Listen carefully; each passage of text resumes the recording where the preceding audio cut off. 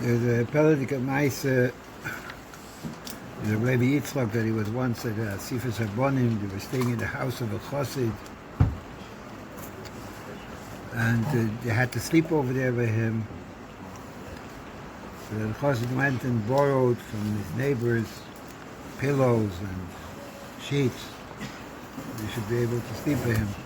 He didn't have his own. So Levi asked that Chassid, he asked him, this pillow is yours? So he said, no, borrowed it. She says, from women. So he told him that he borrowed it. There was a neighbor, Goya, that they had connection with. So it was ihre, he said, ich werde meinen Kopf auf dem nicht zurücklegen. He's not going to put his head on a pillow in which a non-Jew slept. And something similar, you know, by the Rebbe also, when he was in Paris to pick up his mother, when she came out of Russia finally, so he stayed in a hotel. And the Hasidim paid attention, and they saw that the bed was not unmade, and another Rabbi, on the bed there were a lot of svarim, and the whole time that the Rebbe stayed in Paris, he never slept on the... So some people connect that with this story with his father. They didn't want to sleep on a pillow or on sheets. The Goyim slept on it. Because the Rebbe's office, he also didn't sleep on the bed. It was full of svarim. So I think there's a different reason. It's not after the same reason. You ever see the Gemara?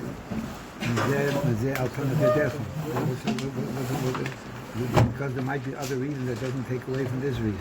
Okay. And if you have something from your father, you have something from your roof, could be that also. That might have given him the koyach. Which is a Peledik thing. I mean, we know Torah and mitzvahs. There's Tayag mitzvahs. Ramach mitzvah, Shesag loisaseh. We got to do everything. We got to learn Torah. We got to this. We have to, we're not allowed to, etc. And in this, there's many different levels, how we take it. Over here, there's a level, there's a sensitivity. It's something which is not shaykh to Kedusha. It's something which wasn't used totally with machshavas Kedusha, machshavas ruchnius, with aliyas and neshama. So over there, he didn't want to put his head. Obviously, not Stam didn't want to put his head because he didn't want to be affected. Now, was it even such an edler thing? Would it affect him? He would feel this. we don't really have a real Hagosh in such a thing. I mean, that's Rav Leivik. I mean, he was able to the known Rishima that he printed. How many years he was in Golis, everything that was Eizgehalt, not Pikal Golid, every action that we do, we know that it's, on the office it says Harei Merkava. That every single action that he did was a Merkava Lelekuz, was directly connected with the Lelekuz. But the Leivik, you see, I don't know, it says that in the office, but the Leivik, you see that everything that any Mu'ura that happened with him, he was able to connect with Pikal Golid. Was able to explain it and had a connection. In other words, that every tznuah and everything that we're doing it's not only that we have a guidebook and we have a Kitzur Shulchan Aruch or a Shulchan Aruch that tells us what we can do, what we can't do, but the nice is there's a feeling what connects with Kedusha, what doesn't connect with Kedusha. This is something that, like the Rebbe always used to say, that although who can compare himself? What connection do we have to this? Otherwise, we will keep the Torah mitzvahs in the literal sense, in the simple sense, and just be mekayim machshava dibra ma'aseh what the Torah wants from us. I mean, these madrigas that we removed from them, totally removed from us. But like the Rebbe always said that Evs could say a tira, like it says in Tanya, the Rabbi Moshe Rabbeinu, that nobody can compare. And we have to learn from that. What we have to learn from here is that before we do something, is this something that will strengthen my ruchnius? Is this something that will strengthen my connections with the Eibishter? Is this something which will push me forward into what my tafkid over here in life is? Or is this something that, although we don't have these kind of refined feelings that a pillow that a boy put his head, he doesn't want to put his head on, but since it's something which is not total kedusha and somebody that's in that madrega, so each one at least in his madrega should make is this something which will strengthen my chassidishkeit? Is this something which will strengthen my purpose over here in the world or not? That's each one according to his madregas, each one according to his levels. That's the way we have to think. That we don't only think the direct osir or mutter, the direct yes or no, but that we since an innovation, the shamish is koine, the innovation el the shamish is koine, whatever the gears is, that the two daggers in that. A person has to know, if I really feel like that and I go along with that and I believe that and I believe that there is such a thing as Hashgacha Pratis and the Eibishter is connected with everything that is being done and everything that is happening inside M'mayla L'mat and inside M'mata L'mayla from whatever I do. So we would weigh our action a little bit more. So that's the first limit that we have, that we see right away, that was printed right away, the Rishima of Levi Yitzchok, which you blow your mind that he was in prison, he was suffered, etc. Everything was connected with Kabbalah, with Sisrei Torah, with everything, etc. And by every Yid it is like that. Put it in simple words. And that's Rabbi Yitzchok is a dogma for this. Put it in simple words. Once on Purim, I drank a little bit, a lot, etc. I was a young boy, 14, 15. And I was a little high, and I wrote a letter to the Rebbe. And in that letter to the Rebbe,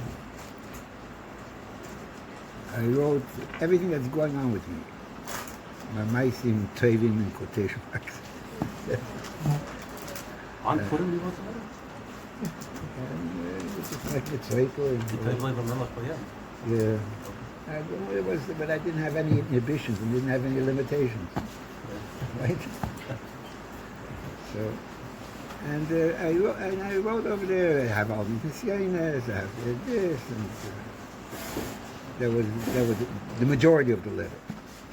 Then there was another paragraph in the letter, and there was the stories that the Alter Rebbe wrote to Shulchan Aruch when he was 18 and 20. 20. And he was by the Maggid. He went to the Maggid, but he wrote him for 25 years. Right, okay, could It says in that Tom. All right, could be. Could be. I'm not a big, I don't know. 25 is also ganz young. So he wrote, the Shashmaitze wrote, they say the Welt says that he wrote at 18. Meshulam Igre, when the early Yisrael, he used to say drushes for the whole city, but it was 13.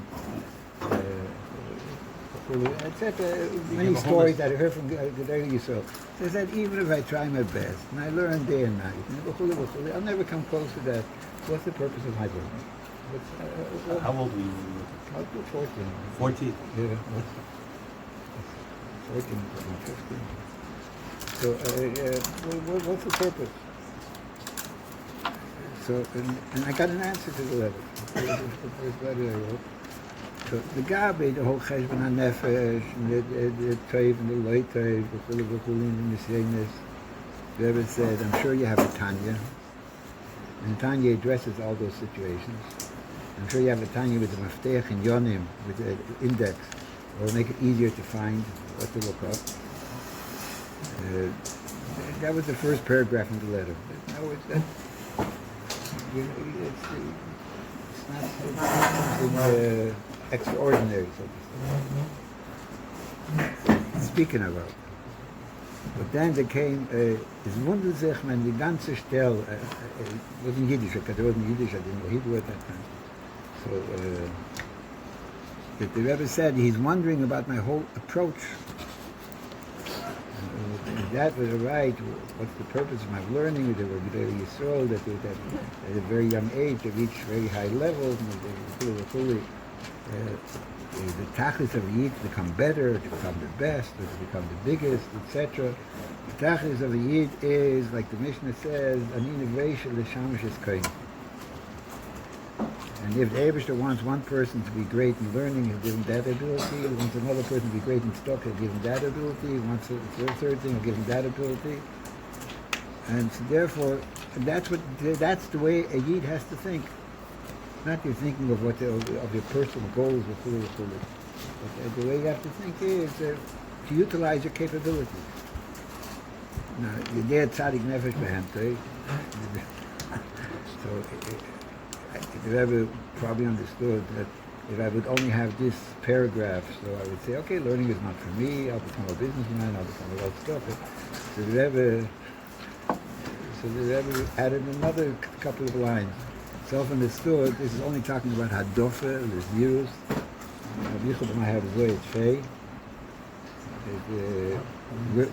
what you have to excel in. Each one has a special mitzvah, which is Neshama came down to excel in that mitzvah. But every yid is mechuyev b'chol mitzvah. The Talmud Torah can get kulam. Every yid is mechuyev in all the mitzvahs, and Talmud Torah can get kulam. Even though there is a hadof, even though you have to specialize in perfect yourself in a particular area where you have special qualities, the David gave you special qualities, but that doesn't cut you from anything else. And the Talmud Torah can get kulam. So. Therefore, everybody has, we see the idea, we see the concept.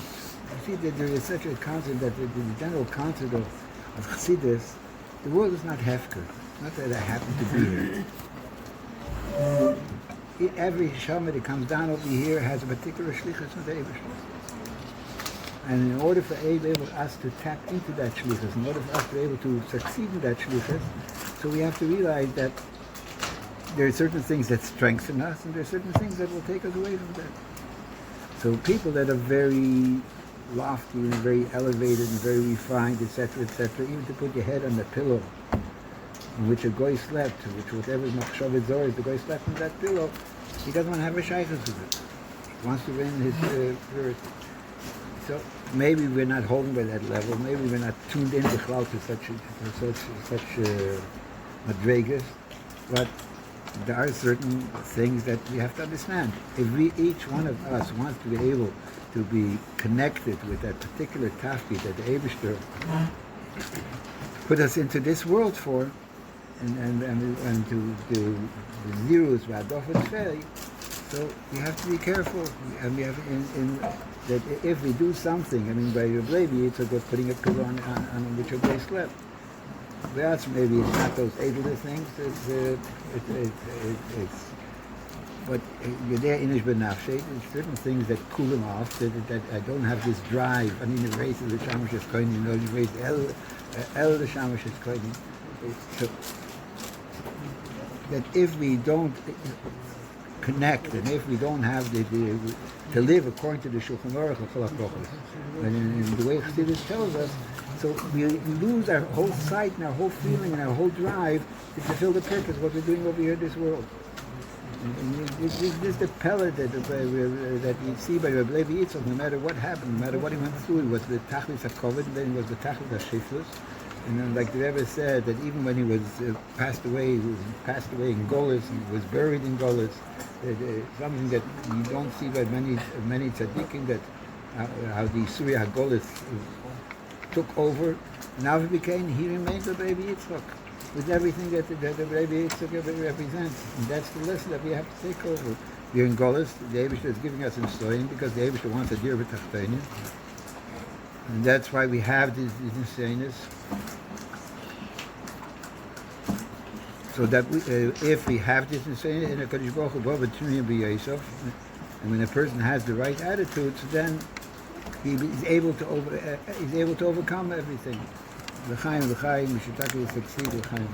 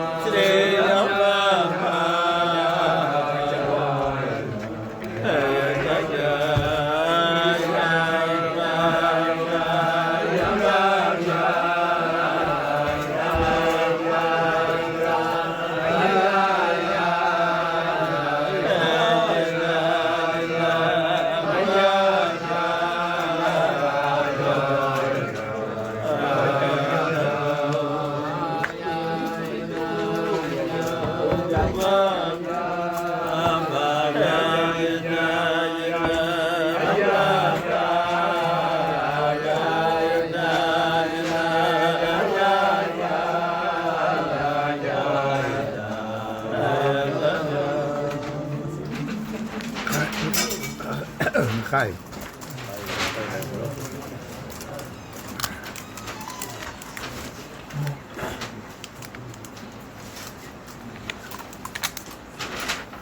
It is the chesi. I would be more bucky in the ksavos of Levi Yitzchok. I would be able to speak on that more, but I'm not. So, sorry, that's what you got. But I'll tell you a story. Now 50 years. My father, Olav Hashalom,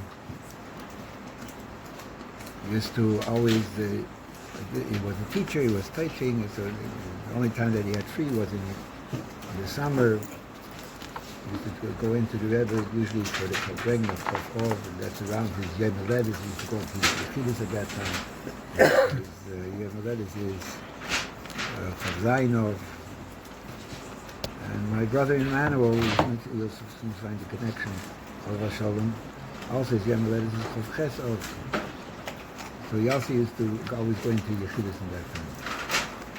So it was the, okay, I have to backtrack first. After I got married to first Zivuk,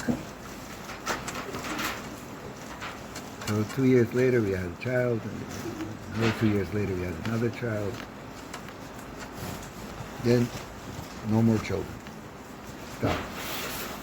I wrote to the Rebbe probably at least 4 or 5 times to ask him for a bracha for more children, and never got an answer. Never got an answer. We'll soon find a connection with this. So, Toshin Lamed Hey, Tisha, Toshin Lamed Hey, my father over home was nifter. Vov Tishrei. So that year, Toshin Lamed Hey, when it came, even though it's not available still, so my father used to always go in, so I decided to also go into the gaon of Chof Av. And to be there at the same time like my father was. And at that time there was a big heat wave in New York. And we were in an apartment, we were staying in the rented apartment without air conditioning, which in New York, the apartment without air conditioning is not very comfortable, especially if you have small children, etc. I had 2 small children. So we're thinking of shortening our trip and going back to Toronto. So before we shortened our trip, I decided to go back to 770. And it was a night of Yechidus. And my brother Emmanuel went into Yechidus at that time. I was already that year in Yechidus in Chodesh Adar, which is my Yom Haledes. So I never expected to go into Yechidus. But I was close with Benjamin Klein, Olav Hashalom. So I went over there. It was a night of the Yechidus. I went to Benjamin Klein. I said, because my brother, you manage the Yechidus, and me, you don't manage. I was kidding. Benjamin Klein said to me, what, Levi Groner didn't speak with you? I said, no. So he told me, the Rebbe told Levi Groner that if I want to go into Yechidus, he should let me into Yechidus. That's, he told me, and Levi Groner never told me. You didn't ask anything before. What? Did you ask him? No. Just keep it to you. The schools of my, that's what the story. My father, it was the year of the my father used to go into Yechidus at that time. The summer it wasn't his schools, it was the year of it was a closing between my father and so he told the Levi Groner, if I want to go, you should let me into Yechidus. So Benjamin Klein told me that. So I right away, the apartment that I was in was an Empire. I right away ran to Empire and said, I'm going to the mikveh and you prepare the children and meet you in 77. The kids, I went into Yechidus then with my wife and children, the 2 children that I had, a boy and a girl. Going to Yechidus, and the Rebbe looks at us, after he answered everything, we wrote it settled, asked him whatever brachas we want. After he answered us, he looked at us, he picked up his head and looked at us and said, you have a boy and a girl, you are a kind of mitzvah of plural group. But the Yid is supposed to be Mahadir mitzvahs. How come you don't have more children?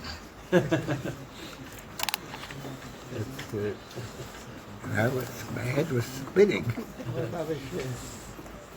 My head was one big spinning. Wrote common letters that I would never answer.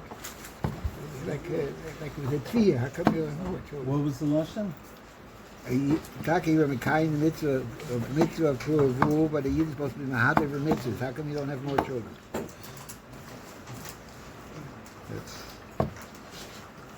I didn't know what to answer. I kept quiet or whatever. And then the Rebbe took out a stack of dollars, gave it to my first wife, said she should be mashpia on women to light the neshek, Shabbos Kodesh. And each woman that she's mashpia on, she should give one of these dollars. And then he turned to me and said, I want you to print Chedusha Torah.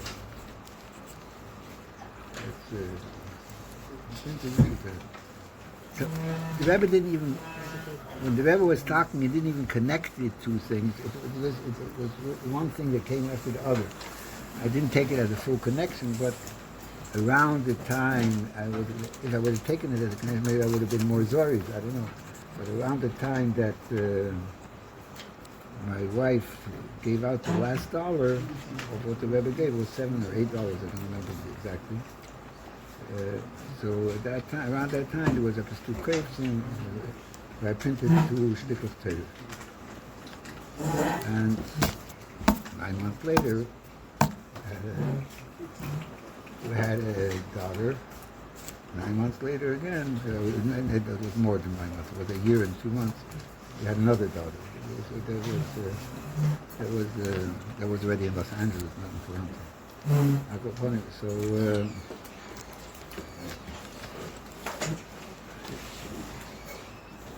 5 years later, no more children. 5 years later, I said at that time I printed a stick of Torah, I was under pressure. So it was 2 short things, about 10 sides of place. And we go through that again. Those stick of Torah. And it printed like 2 contrasts in each one, about 50 sides, whatever it was. This was not Chabad, right? No. One was the Chof Av, one was the Sugi of Rocket, whatever. Oh, those Chatfilah, that's a nice one. Whatever. So I printed that, I was Myrich on it, it was this and that, and within a year, there were twins were born. So that just moved it. I don't know if it was, so in other words, Did you connect it then and you figured out? I didn't figure anything. I'm just telling the story, there's backtracking and connections. You would have connected, you would have wrote another 20 to go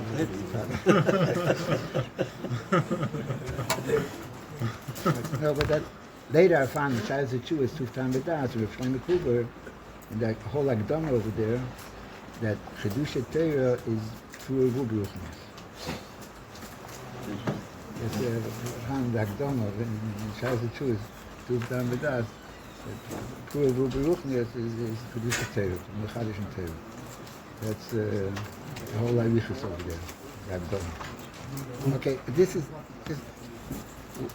how I come to this ad. So it's 50 years now. It's stuck in 50 years. There's a Tovshin Lamed Hey, called Tovshin Lamed Hey. So it's 50 years that I had that Yechidus. So there was this Sarusa, the Be'er.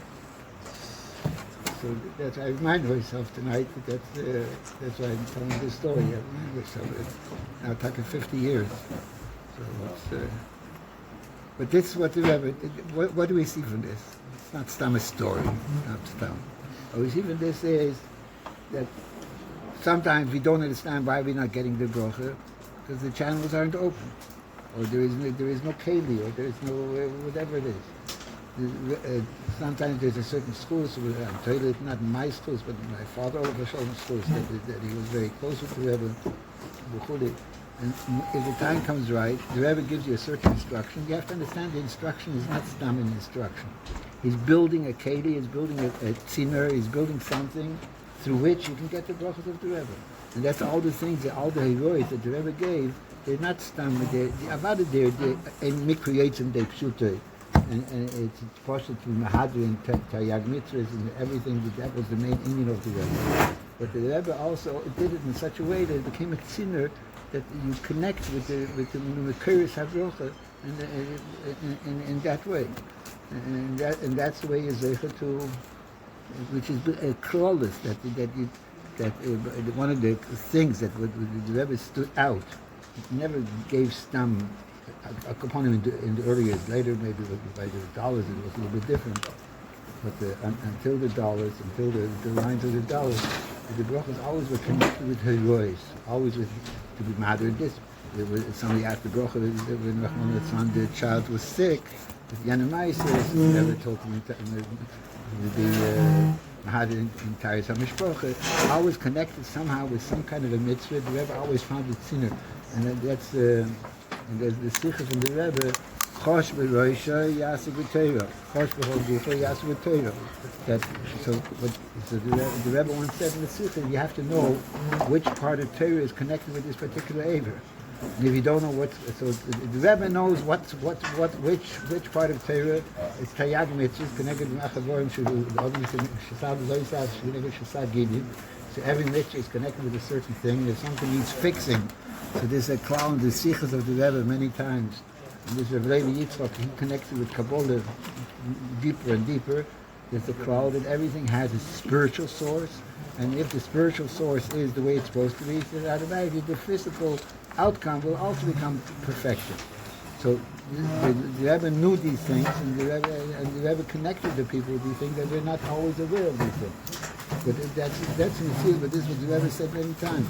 And if somebody is gesund in Ruchniya, so be gesund in Gashmis. The pisgah that the Rebbe said many times.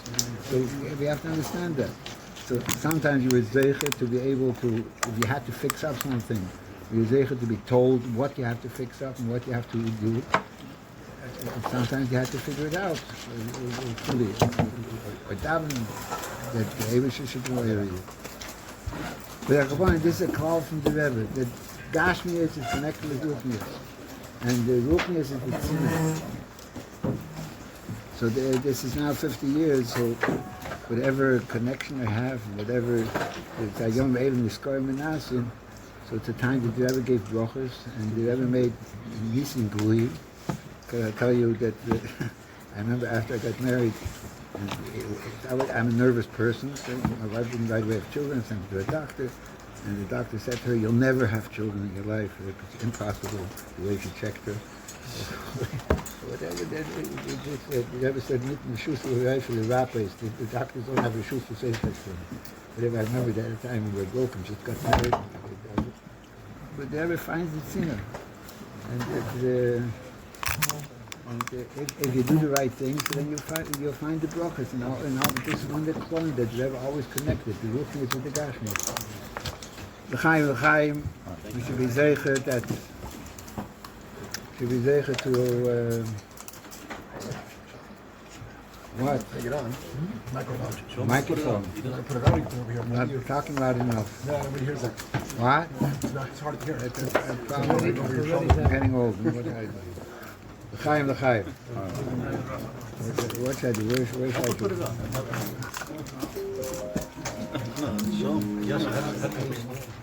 Good enough?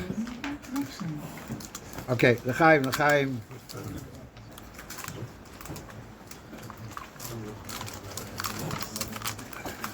Yeah, it's right there. Zinga b'sanika. Listen to Kalecha, Abe said that we became everybody.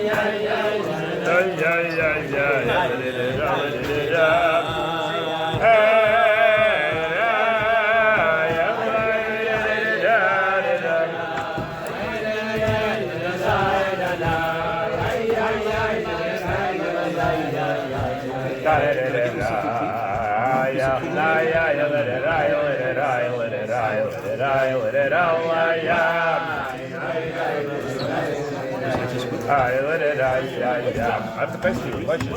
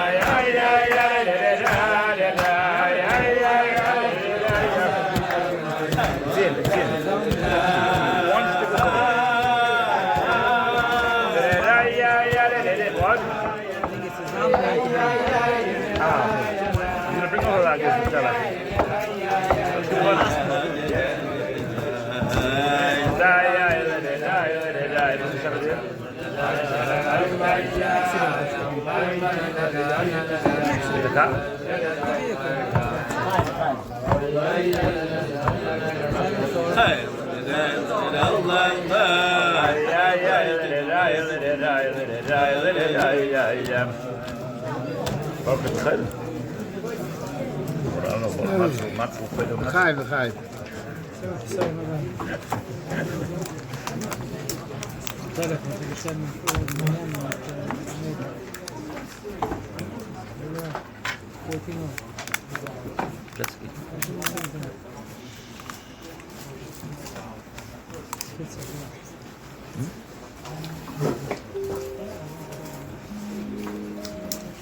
The story with the Rebbe Rosh.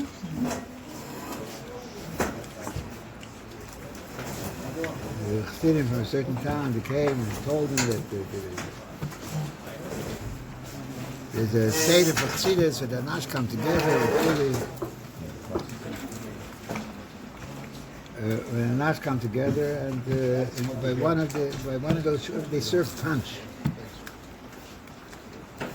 Punch is like a Russian drink, up as masker with some sweet stuff. So Rebbe Rosh says that punch and Chassidus, we get it together. How does it go together? So they stopped serving the punch. So that shear diminished from whatever amount of it became smaller and smaller and smaller. Next time it was by the Rebbe Rosh, and the Rebbe Rosh asked about that shear. So he said that Chabad doesn't exist anymore. They stopped serving punch, so the people stopped coming. So the Rebbe Rosh Gittenbahn, sollen sie trinken punch, Abiden soll lernen. Baruch Hashem, I mean, the Russian Chassidim would see that as flesh, and as kugel, and as chont, and as dos, by a Chassidish Farbrengen, they would probably faint away. But if that's what gets the people together, based on this story with the Rebbe Rosh, so serve all the meat, serve everything. But a bit of Edelkeit, exactly. What do you want now? What? Nothing works, so there's nothing mind.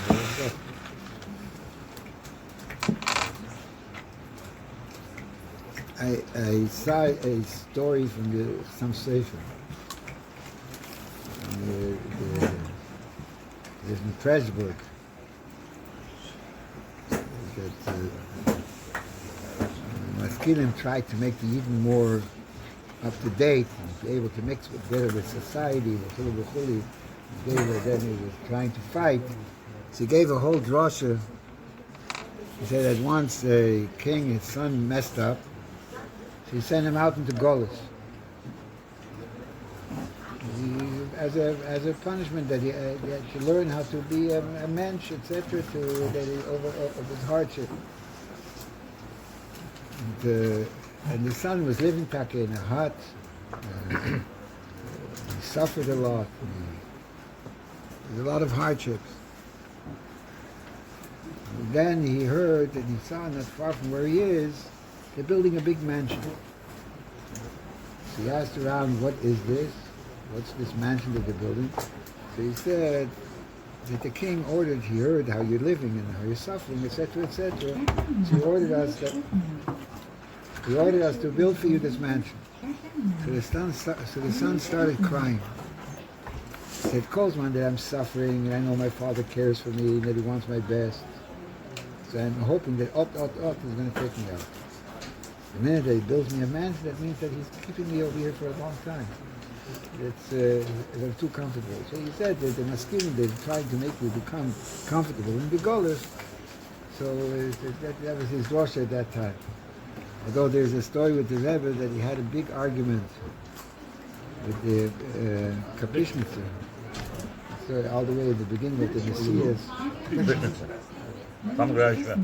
What? The Kuari Shver. The Kapishmitzer, yeah. So he had a big argument that the Kapishmitzer said that Ashiris is a big Nisoyin.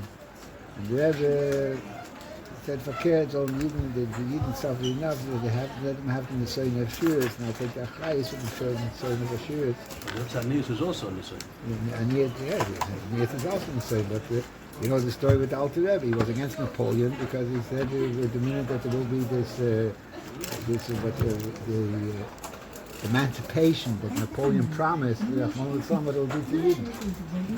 So the Alter Rebbe was against Napoleon. He was for Russia. That he had the big machloekes.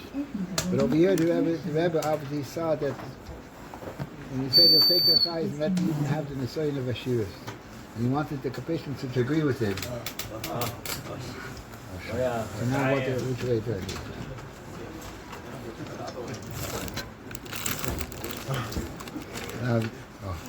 So he wanted the Kapishtim to agree with him, and they were arguing back and forth until the Kapishtim agreed. And so by Schochet, the Rebbe took a chayes that would be able to overcome the Nisoyin of Ashiris. But you have to overcome the Nisoyin of Ashiris. Not the shot that we. This is. To be able to explain it maybe in different words,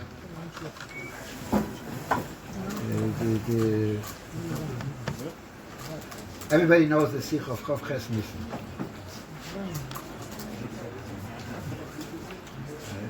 A Sikh that shocked everybody, that we walked around, we didn't know what was happening over here, what's going on.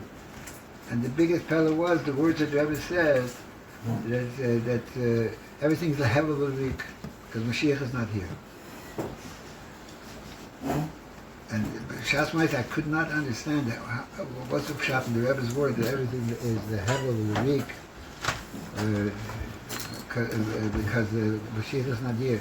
What's with the tens of thousands of shoes that the Rebbe made? What's with the Kutte Sichas and all the Sichas that the Rebbe wrote, and all the Torah that the Rebbe said, and all the Yidden that the Rebbe helped? How can you say how is it possible to say everything that Mashiach is not here? Hey, noch now we all want Mashiach, Tachlis HaShleimus of everything, the Gashmis of the Ruchnis, but because Mashiach is not here, so everything is the heaven week, all the Torah that we did. I couldn't everything the heaven. I couldn't understand it. I was walking around in the daze. I didn't know who to ask at that time, whatever. Until I came, I saw that it's Mefurish in Tanya. It's Mefurish in Tanya. Everybody knows Tanya Perek Chof Zayin, right? Perek Chof Zayin in Tanya, the Alter Rebbe says that Shnei Minei Nachas Ruach Lefonav Yisborach, the avodah of tzaddikim, the mahap of mir lemiska. That's the avodah of tzaddikim that are transforming everything to sweetness. And the mekayim mahap to Hashem lekecha b'chol avach v'shnei yitzriach kepshutay, the mahap of the ra the toiv. But then there's another minute nachas ruach that you have something bitter, etc., etc. And the avodah of iskafia, that's the avodah of beinanim. And with that, he wants to menachem the Beinim, that even if their whole life they have this mechomim with the Yitzchok, they have a tough fight with the Yitzchok, but that makes a nachasuach in front of the Eibusher, just like the Avodah of Tzaddikim. That's a Perik Chof Zayin. Then all at once in Perik Lamed Hey, there's a modern Zach. When er taste is beer, teres la say. Gam lohamat mazeh tachlis brias habeinim. Why did the Eibusher create beinim? Why did they come down into this world? The Slavish benefesh of Bahamish shema klipa, that they had to mislavish the nefesh of Bahamish of klipa v'sitra acha. Ma'achash la yuchel l'shachla kol yimem, and they can never throw away that Yitzchok. Can never throw away that benefesh of Bahamish. The tcheisim v'kayim v'chol ha'smoli. So Yahweh many Yehurim and this nefesh of Bahamish constantly bothers them, disturbs them, v'chuli. K'ma'utza v'asmusa shal nefesh of Bahamish v'aklipa b'tokra v'rosa the nefesh of Bahamish arranged with its full strength at Slomka told us, so just like when he was born. The only point I debated is that the Levushim are not, that the Machshava Dibra Maisa, he does everything in action, in Koyol Mamish, he does everything properly. But he can't do anything to transform it. So we heard Alter Rebbe use a pet of him. Lama ze Yordan ishmasem le'elam hazeh liga le'rik chas v'shom. He uses the expression liga le'rik. They lochen to fight kol yemei and yetzer v'layuchlo, and they can't overcome it. And this is after Perek Chof Zayin, where he says Shnei ben nachasuach in front of Yisborach, and one of the nachasuach in front of the Eibusher. The Eibusher has makamim, which is well, on a certain level is the same like the Avodah of Tzaddikim. So how does he use the word the weak? He just finished saying Perek Chof Zayin. Finished saying Shnei ben nachasuach in front of Yisborach. So how in Lamed Hey 8 prokim later he says that why is the nefesh of Avon that they constantly have a Yitzchok? So I found that the Rebbe asked the question, and the Rebbe says, for the inyan of Iskafio, for the Nachasuach, the Eibusher could have created the Beinani, that the Nefesh of Akis and Nefesh of Hamas are two separate places. It doesn't have to be slapish of Nefesh of Akis in the Nefesh of Hamas. The Nefesh of Hamas should be able to affect it. We see the Muchas. Since it's not only a Melchama between Ra and Tev, there's certain things which are Melchama between Ra and Tev. It's two warriors. But how many people over here can feel that they have the same drive to daven b'avodah like they had when they were 17? How many people over here can say that they have the same drive in the kind, the shlichus, etc., like they had when they were young, before they ate the steaks and the pizzas and the this and the this, before all the... How many people can say that? Right? They say the Eibusher created Nefesh Akis and Nefesh of Hamas not only as two separate warriors, two separate armies. There's a slapshus of Nefesh Akis in the Nefesh of Hamas. And the grubber a person becomes, the more Mu'umam the Nefesh Akis becomes. And it doesn't have the same that being done, the same drive with that the Rebbe said. For the Iskafia, for the Shnei ben Nachasuach, it didn't have to be a slapshus. It could be two separate warriors, Nefesh Akis in its place, Nefesh of Hamas in its place, and you're fighting, and each one has his day, and Nefesh Akis is misgabi. Why it had to be his slapshus? And effect, the Nefesh of Hamas could actually affect and be ma'amin, the Nefesh of Akis, which is drive, which is feelings of Avos Hashem, years of Hashem, etc., etc. That's what What do you mean in two places? Two places. What, two different people? Not two different people. Within the person. Within the same person. place. It's not the same place. There's the Nefesh of Akis is Slavish V'dam Ha'odam. And when you had and ate steak, and you ate chunk leil shishi, and you with all the other types of the matter, so it affects the Nefesh of Akis directly, that loses its strength. Because it's in the same goof, it's the same. Why does it have to be that way? Let it be like two separate entities, each one in its own domain, and each one expresses its own opinion. Why does the Nefesh of Akis have become affected with the grobkeit of Nefesh of Hamas? That's what he's talking about over here. So what does the Alter Rebbe explain over here? What's the Hamshach and done? Dir b'tachtein. Because the Rebbe wants the dir b'tachtein. He doesn't want the nefesh l'kiyus and all the good that we're doing. We should do because we're aloof and we have no shaykhs. We taka have a shaykhs with the Ilmad. And when I go ahead and I with my body, with all my ritzainus, with all my keiches, I go ahead and I put that into Limud HaTorah, or I put it into Avodah Mitzvahim, I put it into Avodah Mitzvah. So I'm elevating all the things that the Nefesh HaKis is attached with. I'm actually elevating them, even though I can't transform the Nefesh of Hamis. The Nefesh of Hamis remains the Nefesh of Hamis, but I'm elevating, I'm connecting it also to all. That's the Yerba that over here in the Nefesh of Hamis, they should control. Then it's not lyric. And then it's not lyric. But until I do that, it's still, it's lapshus of the week. So therefore, I was so now I understand a little bit, maybe a little bit. Efes Katzei Tira, Shkul Lei Tira. So the Rebbe donated thousands and tens of thousands of hours for Yeshivas to speak with everybody on his level. The Rebbe donated tens of thousands of hours to write letters to each one at his level. The Rebbe donated all the siches that if you take a look at the Rishimas of the Rebbe, so you see his Limud HaTorah on his own level was Torah Datzilus. He came down all the way in Olam Hazeh and you have to see him the good siches, doing masber everything, the matter, masoret, forching, that people at our level should be able to understand a little bit of what's going on. That we should be able to be Messiach, it's something that Chassidus is teaching us. The Rebbe was Mislabish. What are the Slabshis for? The Slavshitz, the Rebbe is that he wanted us to feel like he's feeling. That just like he, or similar, Efes Katzeu, that just like he's thirsty for Mashiach and he can't wait, that right now Mashiach is coming in the next 15 minutes, for us to, not to become so sunk into Inyonei Elam Hazeh, into Inyonei, sometimes the Taivas Heter are worse than the Taivas Isa.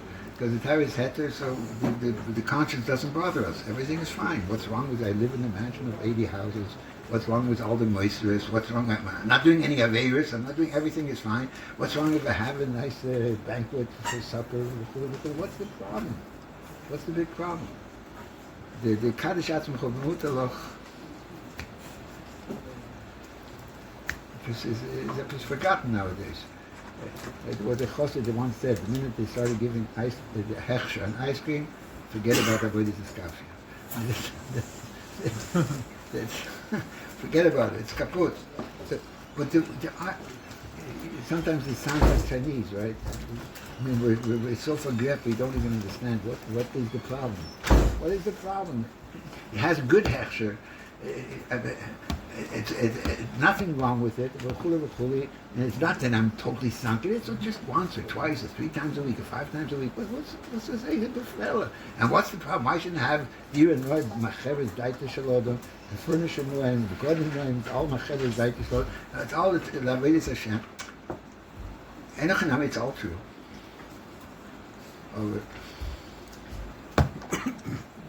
So this is. What the Rebbe tried in a pure way, have a thirst for Mashiach.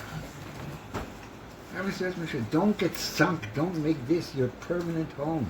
Don't make this permanent style of living. Don't get yourself used to this American style. Have a thirst for Mashiach. Realize that you're in Golus. And that going out of the goal is in 10 minutes and 50 minutes and chuli. And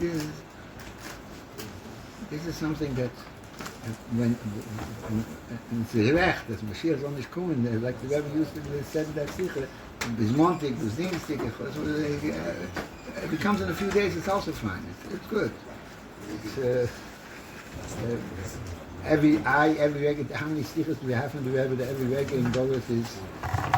So yeah, when we read about the Nazi concentration camps, and when we read about the suffering of Rabbi Yitzchok, that he wasn't even zecher to be buried in a Bais Chaim amongst Yidden, they had to make a separate section. So all these things give us a certain feeling of Golus. But the real Golus is our everyday life. Could be you have everything well and nice and geschmack, and therefore it's very good. Especially if I have some shurim in Nikla and Chassidus an hour a day, or 2 hours a day, or 5 hours a day, but then there's 20 hours where there's no tzimoin. This is what the Rebbe was talking about. That's the Sikh of the Rebbe. So what was all the Haravani that the Rebbe put into us, and they gave us this Chassidus and gave us all these Sikhs. So I shouldn't be talking this way because you're not supposed to say these things unless you yourself are holding by it. I myself also am it's self-chesrenis, etc., etc. But this is exactly what I'm just trying to say a pilpul over here. I'm not saying I'm not a Pshay Mechaim that's holding by his wishes. But the pilpul is correct. It's not a false pilpul. And we have to realize we have to try to take it down over here. We have to try to take it down and take it down into what Taklit did ever mean. He said it's all the heavenly week, everything, that he connected himself with us, he gave us all these words, and he gave us the shlichus, and he gave us and made people shluchim. He made every time they can carry into a shliach. And what is a shliach? I mean, just read it in Misha Beirach that we say every single Shabbat after Kriyas HaTorah. There's no such thing as Terosa and Nosei nowadays. It doesn't exist. But the Oisik B'Tzorchet Tzibur Emuna is on the same level like Terosa and Nosei. And he made a concept of Shlichus. If a person lives with the Shlichus 24/7, so he's on the same target like Terosa and Nosei. That's it. He made this, and he gave us to even people like at my level, at a level but you have to immerse yourself in it.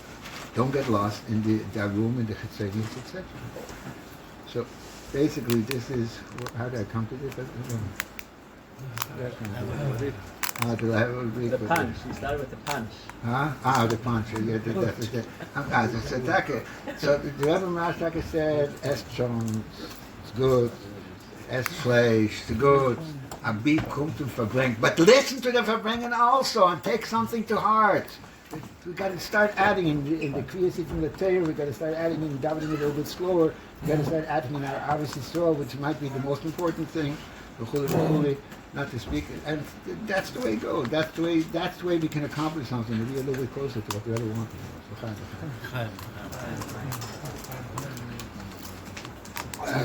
How does it stibble that the Rebbe cooked it more than anything else on Maisur Weekend? And the Maisur Weekend that the Rebbe accomplished by that time was, like you mentioned, millions of mitzvahs that the Rebbe did, and that's the Ikir. Right. So how can you say that I have a lot of Ikir? That's the Ikir was Miskayim. This is a double choshev. It's a verkehrt, no. I'm saying that the Hevel Reek was not under Maisi. The Maisi is Maisi Ikir. The Hevel Reek was, why did... So you mean the Rebbe did... You know, I don't remember who it was. It's a guy who wrote a sefer in Chabad. Chabad. No, It's not that type. No. The guy from Lakewood. Not the guy from Lakewood. The guy from California. No, the guy from Chicago. The guy who wrote a sefer. They asked him to do that. Zimmerman. Yeah. Zimmerman. So he once was very Yechidus. He was once a Yechidus by the Rebbe. And he came out of that Yechidus and he was screaming, Ganovim, Gazlonim, Rotzchim. What happened? He said, you stole from Klal Yisrael, it would have had the biggest godel of who knows how many years, and you're wasting the Rebbe's time with all your stupid questions, etc. You know, the Rebbe, he was the Tuvay of the Chazbei HaGodol. He spoke with the Yechidus.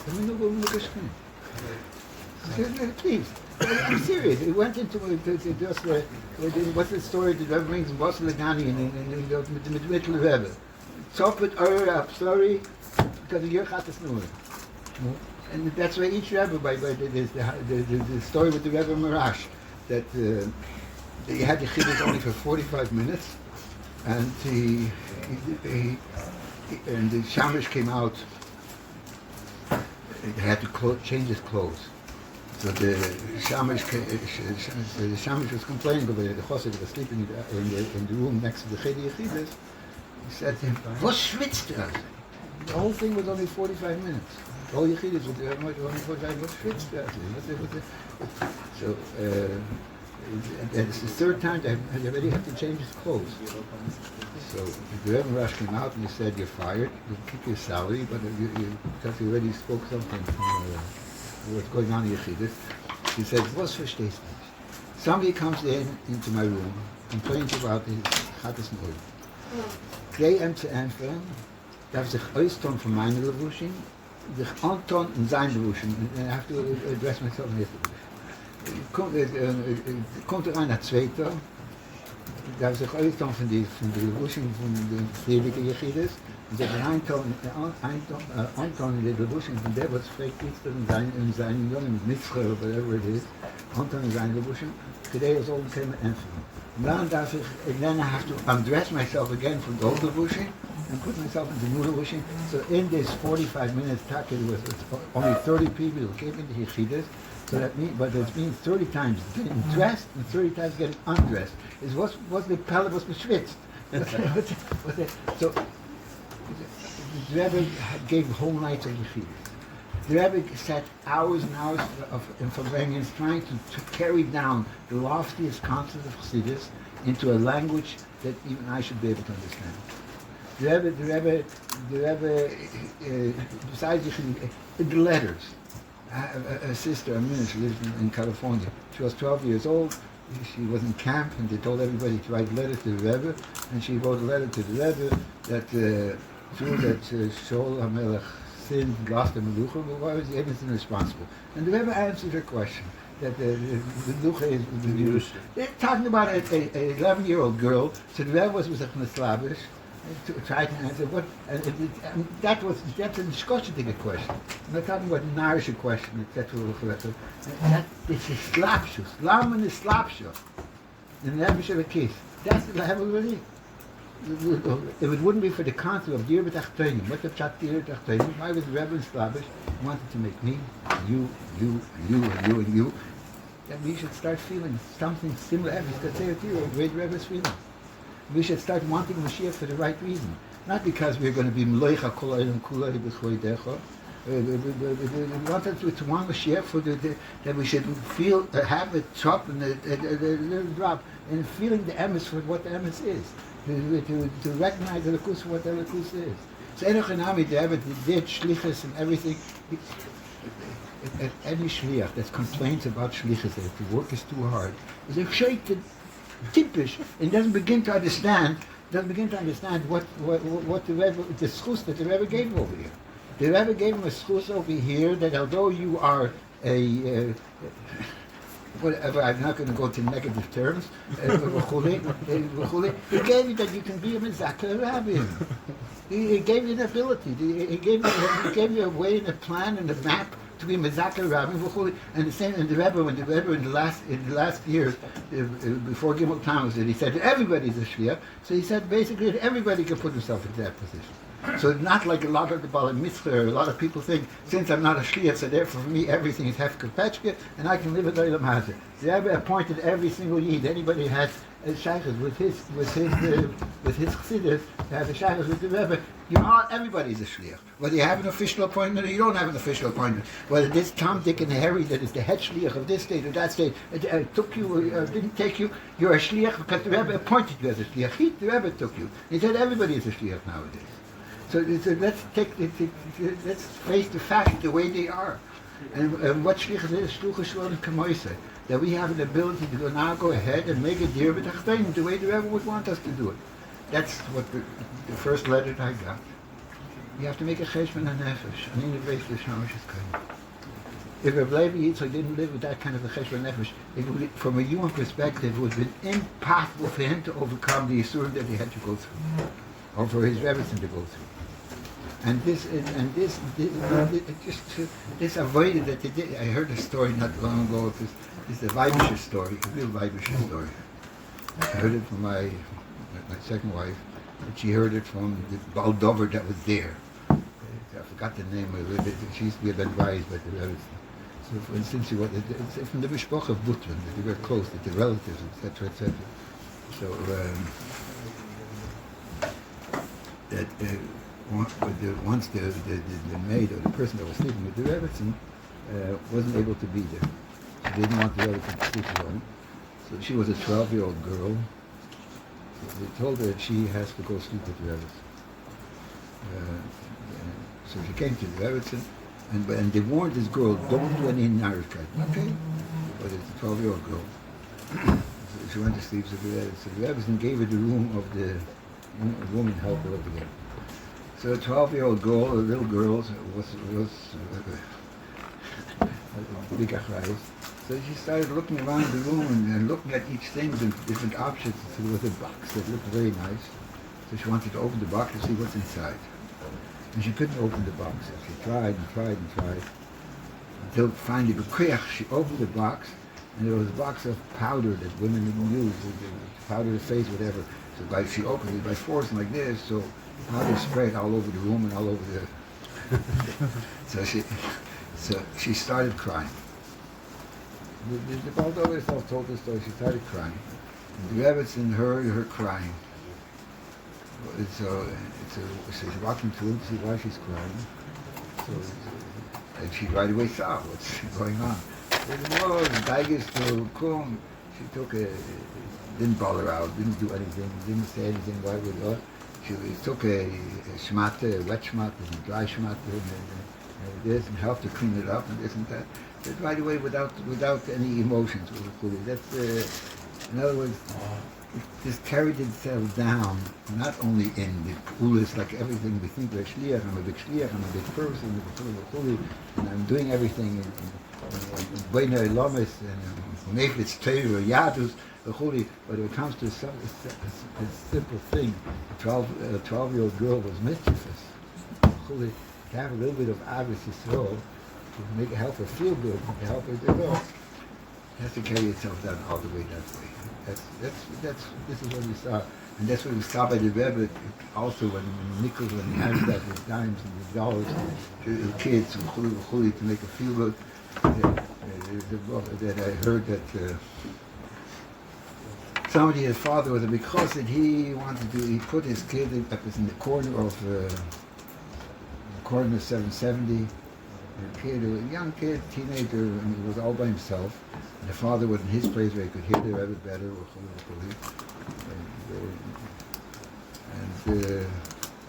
And the kid fell down. He's all by himself. He doesn't know anybody. He's surrounded with people that he doesn't know. He doesn't know who to talk to. He doesn't know who to say anything. He doesn't know what to do. And then the Rebbe turned to him and told him to say l'chaim.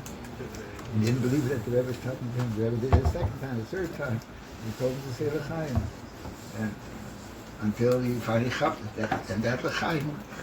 No, the Rebbe carried it down. He wasn't dealing only with government policies and with changing around dealing with Eretz Yisrael and dealing with big politicians and big astronomers. A little kid, a 13, 14-year-old kid was feeling down. The Rebbe tried to lift him up also. And there's hundreds of stories like that. That is the shleimus haTorah mitzvah that the Rebbe tried to impose upon us and tried to teach us. And this is what the Rebbe was trying to say. The heavenly, but I carried it down. I wrote it into siches. I wrote it into letters. I wrote it in so many times. I mean, even the message I wrote was that 14-year-old boy, and the Rebbe bothered to write me a whole long letter. For what? Because of my shtusin? What did the Rebbe? That's a slapshus, and he carried it down in a way that I should be able to be misyachet. Did it help? Didn't it help? That's a different question. That's already with my Choshes. But the Rebbe carried himself down to. And that's his slapshus. So if he poiled something, if he accomplished something, if there is some kind of a kitzel, yes, I really want Mashiach, and Golis is not my place, etc. And even though I might have a mansion over there, 50 stories, this is not my place, this is not my house. To have some kind of a feeling that is not a ruchuli, so that's a different thing. That's what the Rebbe tried to instill in this. And if I can, by me, it is good that Mashiach is nishdod, and Mashiach will come in a week from now, or 2 weeks from now, or it doesn't touch me, it doesn't bother me, the shvuim that are now in Eretz Yisrael, the Chof Av, and the Ches Gut, and the Dos, and Jens, and even if I have to say a few kapitals of Tehillim, it's too much bother. Every single day to say these kapitals of Tehillim. No feeling. What did the Rebbe try to instill in us? Yes, and when he said, I want Mashiach now, I want Mashiach now, means that I live with these feelings, with these things that the Rebbe tried to instill in us, that he gave all his time and effort to this. Yes, Hamaisa Iker, and true, there's nobody like us, and we're Mizake, 100,000 people with children, we're Mizake, doesn't. Sometimes, maybe even your own home, to give a smile to your kids, make them feel good, that they're Chassidim, that they're Yidden, to think about basic things of everyday life that we saw clearly by the Rebbe. We saw clearly by the Rebbe that the smallest thing concerned him just like the biggest thing. So, although he dealt with the biggest thing in the world, and that was the slapshus of the Rebbe. And what puts all this panorama and all this together in one big picture, that's the concept of Moshiko. Okay, I'm talking too much, huh? Just getting warmed up.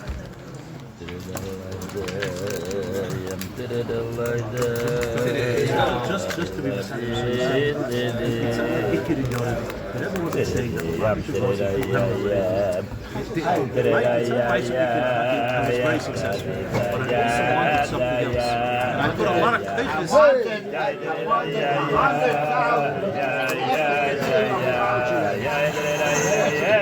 It doesn't mean that this is all ugly, there's all business.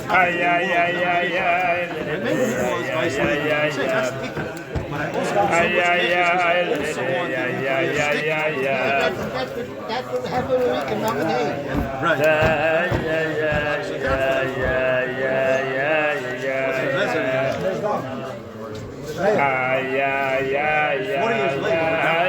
We didn't get any further.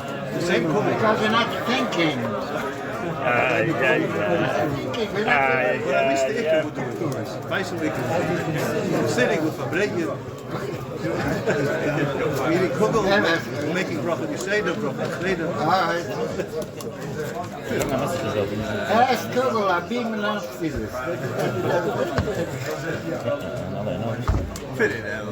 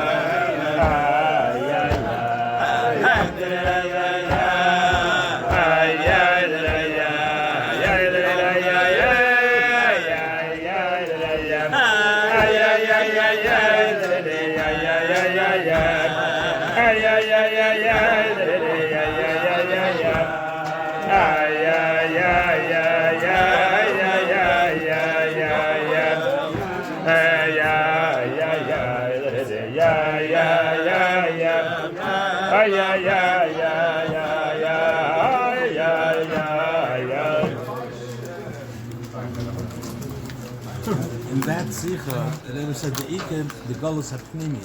What does Hashem? What does it mean? That's exactly what he was That's explaining. exactly what I'm talking about. What do you think it is?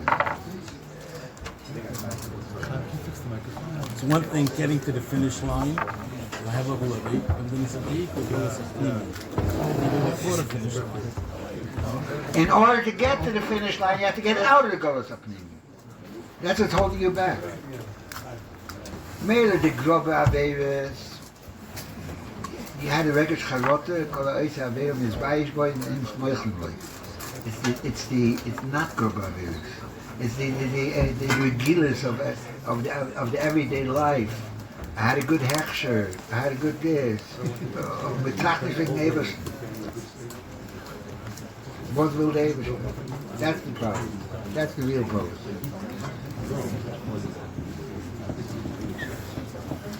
Weil der Weber, weil der Weber ist grob, ist edel, das und but the same problem. I've always made the songs of the Polish city with the Babushim, with the this and that. We're having the same problems, except for us, it's a different evolution. Listen, David should come to terms with the fact it's not getting better, so he might as well bring the shit.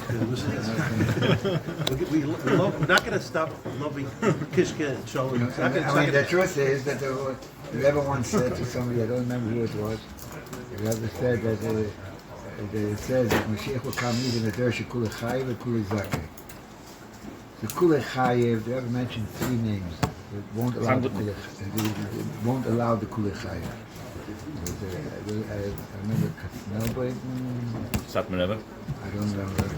Maybe. Yeah, Satmanever, yeah. Yeah, and the third one was the Rebbe. The Davanena, all of them are not alive. So it could be cool. But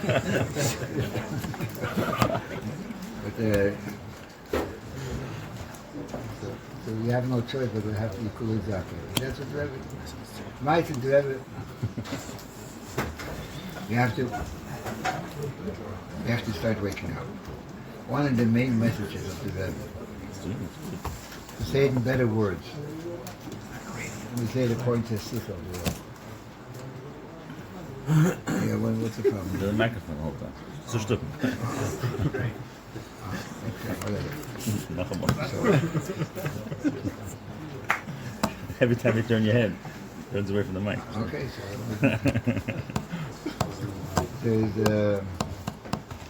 there's a sikha from the Rebbe about the medder by Challah.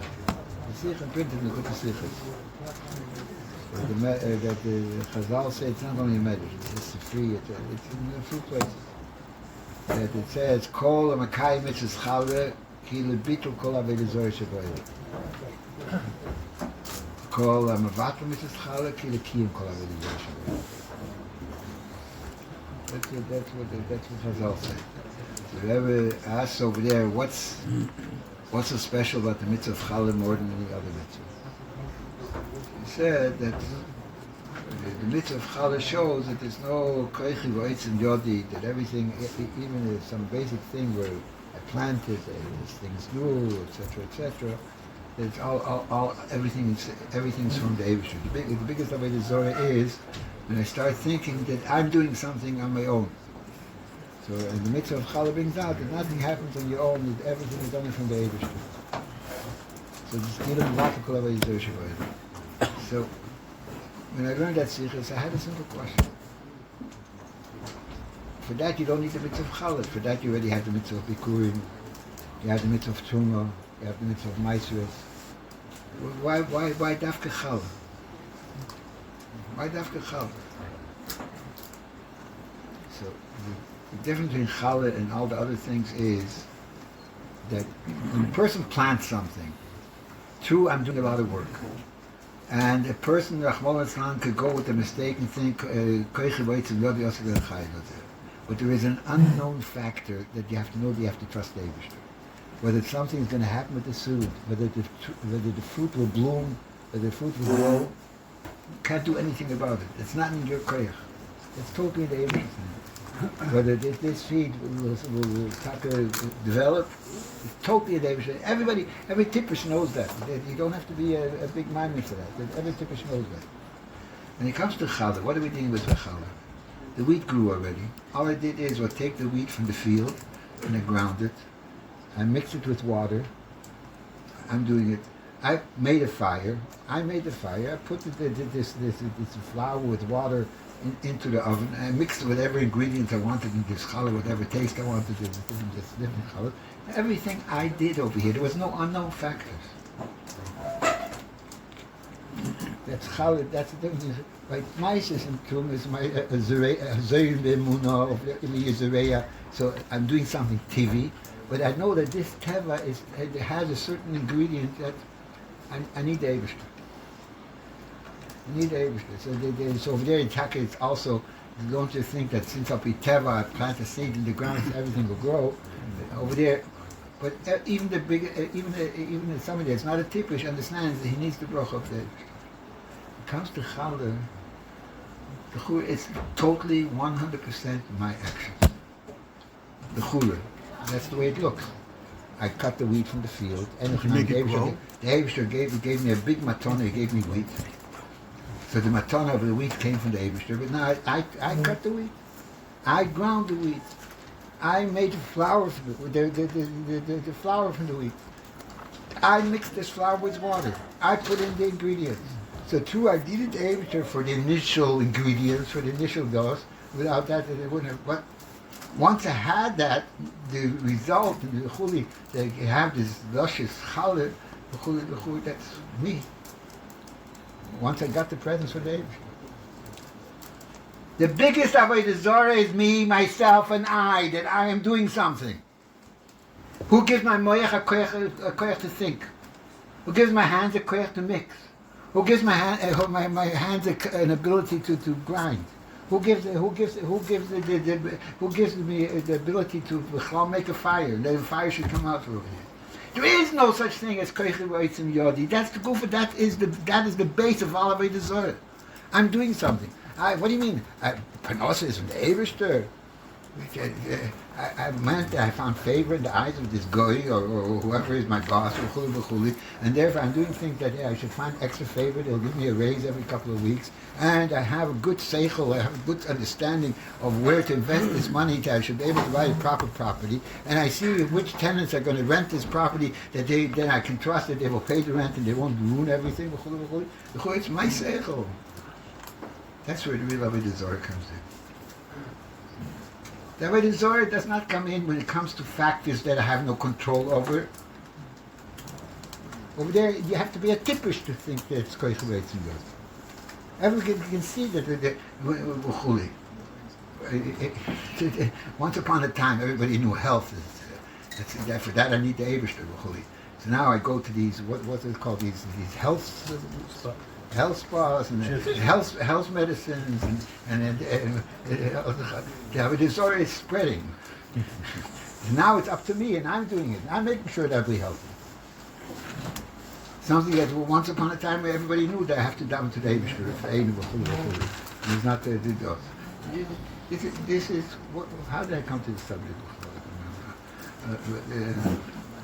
Chof Av. I know that's the second. That's point 2. What was point 1? You wanted to use it for Chav Ches Nisan. You said it from another angle. You want to explain it from the words of the Rebbe. Yeah, the Al Capone. What the Rebbe tried to bring into us and instill within us, what we see by Levi Yitzchok so openly, how every single physical action, everything was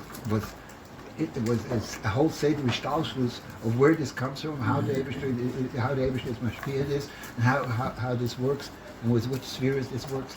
And you start with Levi Yitzchok, he saw clearly that Hashgachah is the special thing that for that you don't have to see the Hashgachah Pratis, you don't have to be such a big madrega. The madrega of Levi Yitzchok, he was able to explain it up B'Torah, which carries itself down. That's what's special over there. Like this, you have to just be a mind. But this is the problem over here. You come to America, that's the problem with Golos America. Where did my student? He disappeared. I had an old student over here, he was sitting over there, he was listening. I thought, finally, maybe I'll get through to him. And he left. Gandhi, that's what always happens to me. Okay. The minute you get a little bit too tough, thickness. People are afraid to talk to the point and tell the truth the way the truth is because everybody might run away. That's L'chaim. Chaver, you don't understand, we don't begin to appreciate what the Rebbe gave us with the Kutas Sichas, how even such a golem like me can have some kind of an inkling of realizing that there's such a thing as Hashgacha Protis, there's such a thing as Einod Mulvade, there's such a thing that nothing happens by itself. Am I holding with that? Far from it. But there's a certain inkling that it bothers your conscience when you don't mix it into your daily activities. How can you go like that? You learn the sichas, and you dwell on the sichas, and you dwell on the igus, so then you get a certain kind of a feeling that you can't run away from it. That's the mile over here of what the Rebbe carried down to our generation. And the Rebbe took a chrayas and he said, even with the nesoin of Ashiris, we can still live with it. That's what the Rebbe carried down, that we don't need nesoin of Niyas for that. So, l'chaim, you start living up to the Rebbe, you start wanting Mashiach for what Mashiach is really all about. Not like some people, my hero has to be Mashiach. But Mashiach has to be Mashiach for the fulfillment of that. I should be, within me, my needs of Mashiach should be Nizgala, and everybody's needs of Mashiach, then we have the Mashiach HaKoli, l'chaim.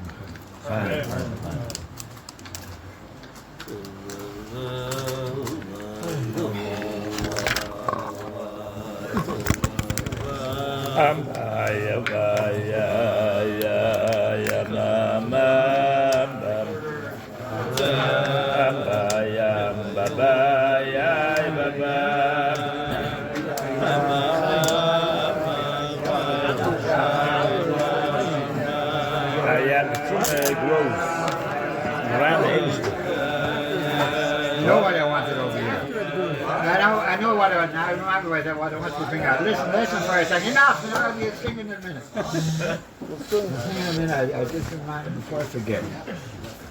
Here's the main point. When we say that the main of the Zohar is to be myself and I. And to come to realization that everything that I can accomplish is the Eibishter gave me these abilities for a certain purpose to be utilized, whatever that purpose is. That's a literal translation of Yiv Reis L'Shamash's Kohen. That every ability I have is I have to think how I can connect it with service of the Eibishter, fulfillment of the fulfillment of the rest of Hashem.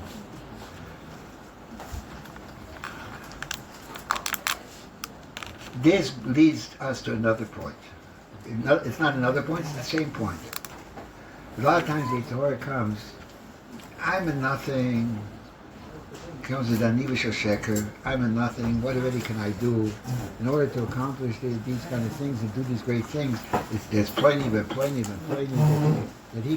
he can be the big Talmud Chochem, he can be the big Asken, he can be the big Mashpia, he can do the Neftoim properly. What can I already do? When somebody says that, what can I already do, and his responsibility is not upon me, that means you're totally kofer in the Eibishter. It's total kfir. Because you're saying the Eibishter created something levatolim. If the Eibishter created he, and I'm here, and I have koiches, and I have a mind, and I can think, and I have the hands that can do, and I have feet that can walk, all that had a purpose, just like Adam Rishon had a purpose, and just like Avraham Avinu had a purpose, just like Moshe Rabbeinu had a purpose. So the Eibishter saw a purpose in me also. You can say I'm a nothing. True, you're nothing. Could be you're the toenail of your pinky, of the pinky of the foot. Could be, but that even when that nail hurts, your mind can't work. I experienced it a lot of times. So it also has to have its function, and just like it is in Gashmias, so the same thing is also in Ruchnius. So therefore, anybody that's here and the person denies that all these things that the Rebbe demanded and do whatever you can that Mashiach should come. It doesn't mean me. It means the big people. It means the solid people. It means the big Talmidei Chacham. It means the big Oivdim. It means the big Askonim, etc., but not me. You're a kofer b'hashgacha protis. You're a kofer in the whole metzius of the Eibishter. Yeah, the Eibishter is somewhere hovering over there, but he doesn't know exactly what's going on. I'm created by the Eibishter. And if I'm here, the very fact that I'm here, that shows that the Eibishter wants something from me. Could be my purpose is only to be the belt of the pant, that the pants shouldn't fall down, that the Klal Yisrael shouldn't be embarrassed. Could be. But that also is a function, because if the pants fall down, so even, I tell you stories of big Chassidim, so they weren't able to do what they had to do. So it's all interrelated. And the Eibishter, in his ultimate wisdom, he knows exactly what is necessary and what has to be done. So stop fooling yourself. Start thinking, what can I better myself? What can I add? Have you ever said every single day that I'm living? A person does not live today to repeat yesterday. And a person doesn't live tomorrow, even if today was a very good day, so he doesn't live tomorrow to repeat the day. A person lives every single thing, just like every entity is a creation, so every moment of time is a creation. Excuse me, and the Eibishter gives me another day, so that means that, oh, Shalom Aleichem, I almost fainted and said, I'm the same way like I used to be, everybody runs away from me. What's going on? My son will All right. Baruch Hashem, thank you for comforting me. Die Tag hat noch geflickt. Hat noch geflickt. Okay, so you always have to ask. So the Rebbe says, the Eibishter has given you another day, so obviously he wants something more. In what way can I improve? Which way do I improve? Does it have to be earth-shattering? Or could the improvement be by giving a pat on the back to my neighbor? Or the improvement could be by giving a smile to my kid? Or the improvement could be by learning another word of Torah? The improvement could be to have a little bit more kavon and davening. The improvement could be in many, many areas. Every day, inish benafshe, where he has to have. Sein in Chabonim, sein in Bais, sein in the meeting surrounding. We're here for a purpose. The Eibishter put us here. And if I believe in Hashgacha Pratis, that's the outer base of what Chassidus is teaching us. And that's what Rabbi Yitzchok in all his Rishimas. I mean, this is what blows my mind. How a Yid lived his life, and especially that Rishima about the mindset, that everything that is happening is interrelated in all the lamas. And it affects all the lamas. Just think that for me, you'll be here, typisch like me, can think, yes, everything by Schochet, the Eibishter wants something from me, but that is the effects and how it's interrelated with all the kavodas. That's what Levi is. There's another difference. He lived like that. I can say it. Live like that is a different thing. But, okay, Chavre, if anything comes out, like the Rebbe, he once asked the Rebbe, what's his favorite prayer? What did the Rebbe answer? Moidani. Why Moidani? Moidani, when you open up your eyes, you're not dead. You're not. The brother Emmanuel, somebody was in somebody's house, didn't have a pillow. He said, you have to get me a pillow. I never sleep with my head at the same level as my feet. The head has to be a head, and the feet have to be a feet. So,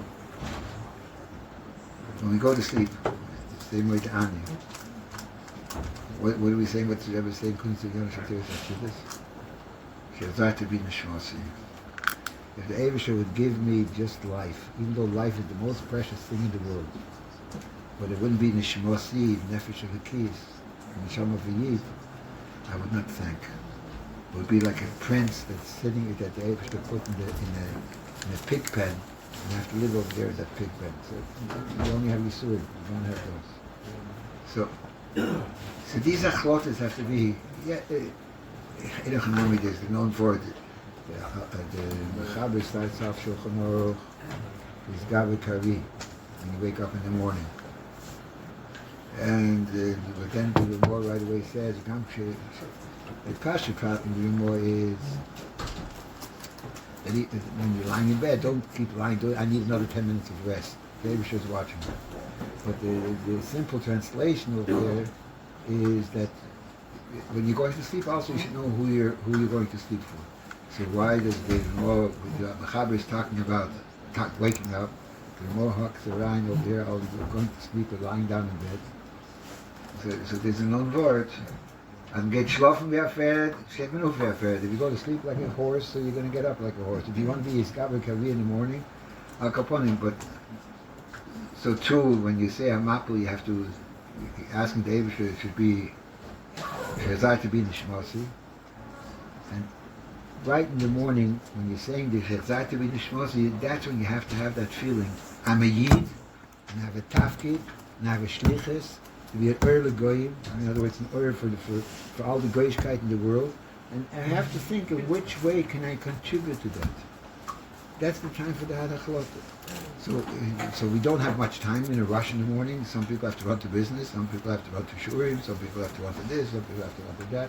But when you have that in general mind, so then you have the general Hachlot that today has to be Heid. The Yeshiva used to say, morgen was ein Goran. Whoever gave us this person, Heid is Goran. We have to wake up with that. L'chaim.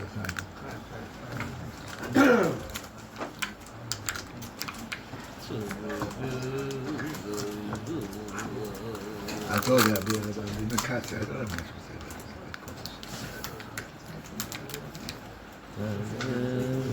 that. What? It's not making sense anymore. Not making sense.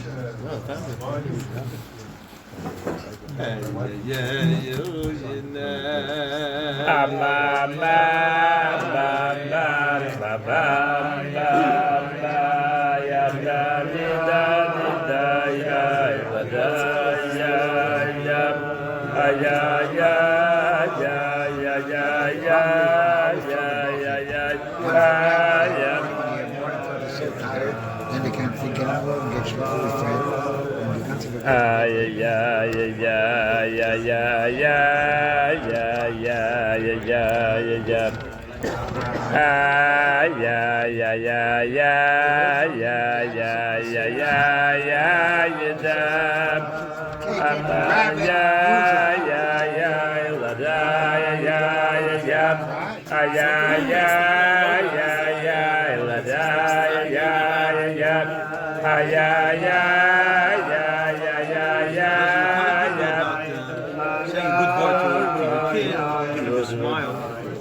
Oh yeah, na.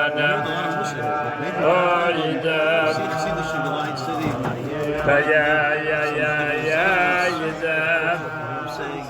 Yeah, la. Spend time to see me, but not if you were left. Maybe you can give us like a lot of musa you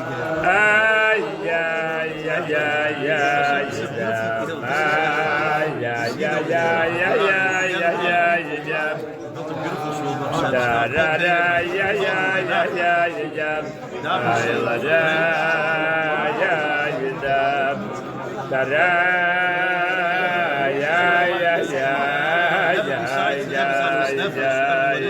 I've had so much stuff this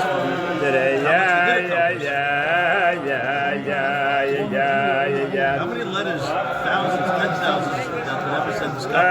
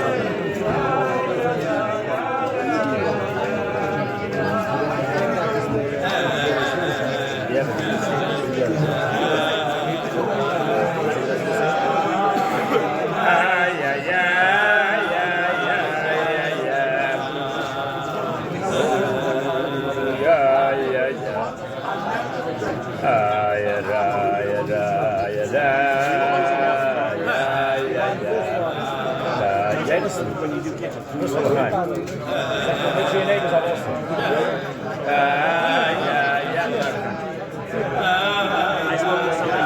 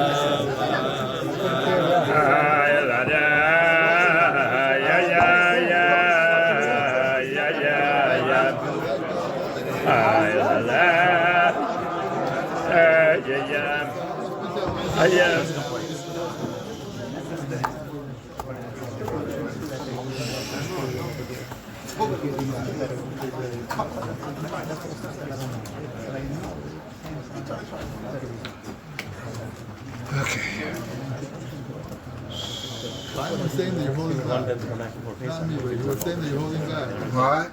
You're saying that you're holding back. What am I holding back? I don't know. You're afraid you're going to hurt our feelings or something. I don't know. So somebody else just told me different. But you say you didn't hear enough Musa, you want to hear more? It's not Musar. What is Sweet stuff. Words from the heart. Sweet Musa. Words from the heart. Like the Rebbe told you, say that. Sweet Musa. That's for my Zayda.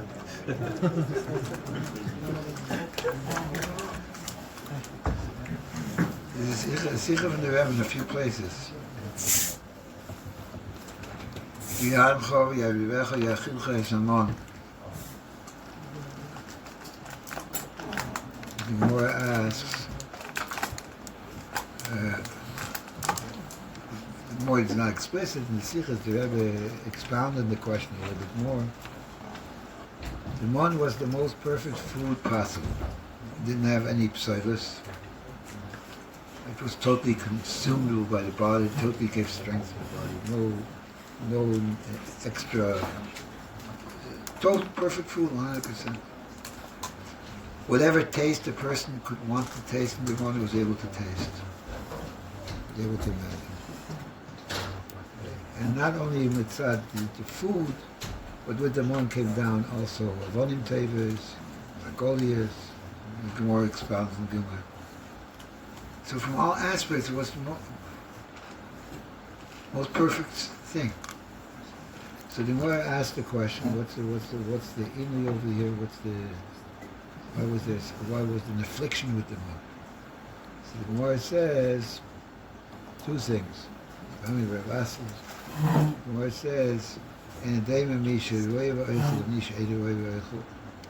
part of these women are more experts in this than us, maybe chefs.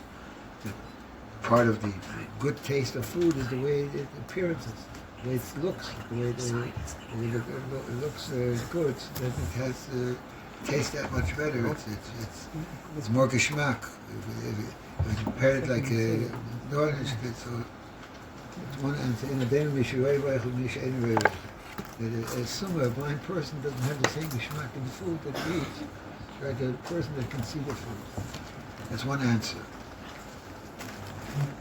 Another answer is that in the day of pass with salad, when I eat, and I know I'm not eating the last morsel, and tomorrow I'll also have whatever I need. So then I can be satisfied. But if I know this the last bite of the last piece of food that I have, and as far as tomorrow, I don't know where my food is going to come from. So that in itself afflicts the person. What's going to be tomorrow? Those are the two answers that the Gemara says. So before going into let's push it according to a simple pshat. According to simple pshat, the Pasuk stresses Aboim Shona twice, 3 times in that part. But this was true all the 40 years. Well, the first month, first week I can understand, the first week, the first month I can understand. The month came down, so it came down another day.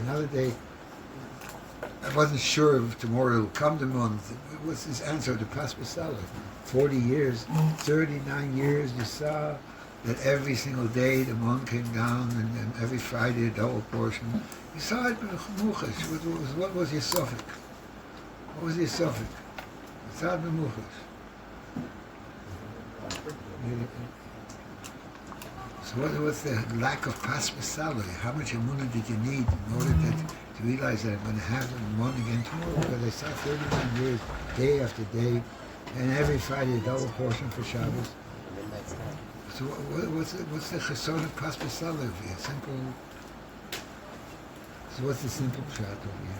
Push the translation. Mitzad Gashmias, there was no hope. Let me give you an example of what I'm talking about. I was once in the fundraising business, so I used to use this story. So somebody needed a lot of money for his yeshiva. So he came to a person and said, "I need a $5 million donation." So the person looked at him, "He's normal." I don't know you, you don't know me, and you ask me for $5 million. It doesn't make sense. He said, "Listen, in the Torah there's a mitzvah which is called Meiser Behema. You have to give the tenth of all the newborn animals that were born. You have to give a tenth, and the Meiser is Kodesh, and you have to make the Makah Kodesh. So there's a procedure. You have to make a fence, you have to make an opening, only one animal goes through at a time. You count 1, 2, 3, 4, 5, 6, 7, 8, 9. And the 10th you take a stick with some red paint, whack it, this is the mice. Then again, 1, 2, 3, 4, 5, 6, 7, 8, 9, 10, stick with. So it's a person was very rich, and he had 500,000 sheep born this year, so he had to go through this procedure many times. It took many hours. So why does the Torah demand this whole procedure? Why everybody knows exactly how many sheep are born. So you know 10% of 5,000 sheep is 500. So we mark this 500. That's my sir. Why this procedure 1, 2, 3? If you go over to somebody and tell them, "I want 500 sheep for a korban," say, "But is that much? It's too much." So they tells them, 1, it's yours. 2, it's yours. David should give it to you. 3, it's yours. 4, it's yours. 5, it's yours. 6, it's yours. 7, 9, David should give you. Now the 10th give for a korban. Then start over again. 1 is yours. 2 is yours. 3 is yours. 9 is yours. 10, now give it to David.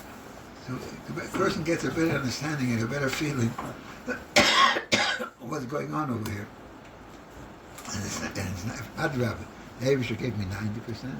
It comes to the realization the Abisha gave me 90%. And so 10% the Abisha wants to keep for him, so I should recognize where it's coming from, right?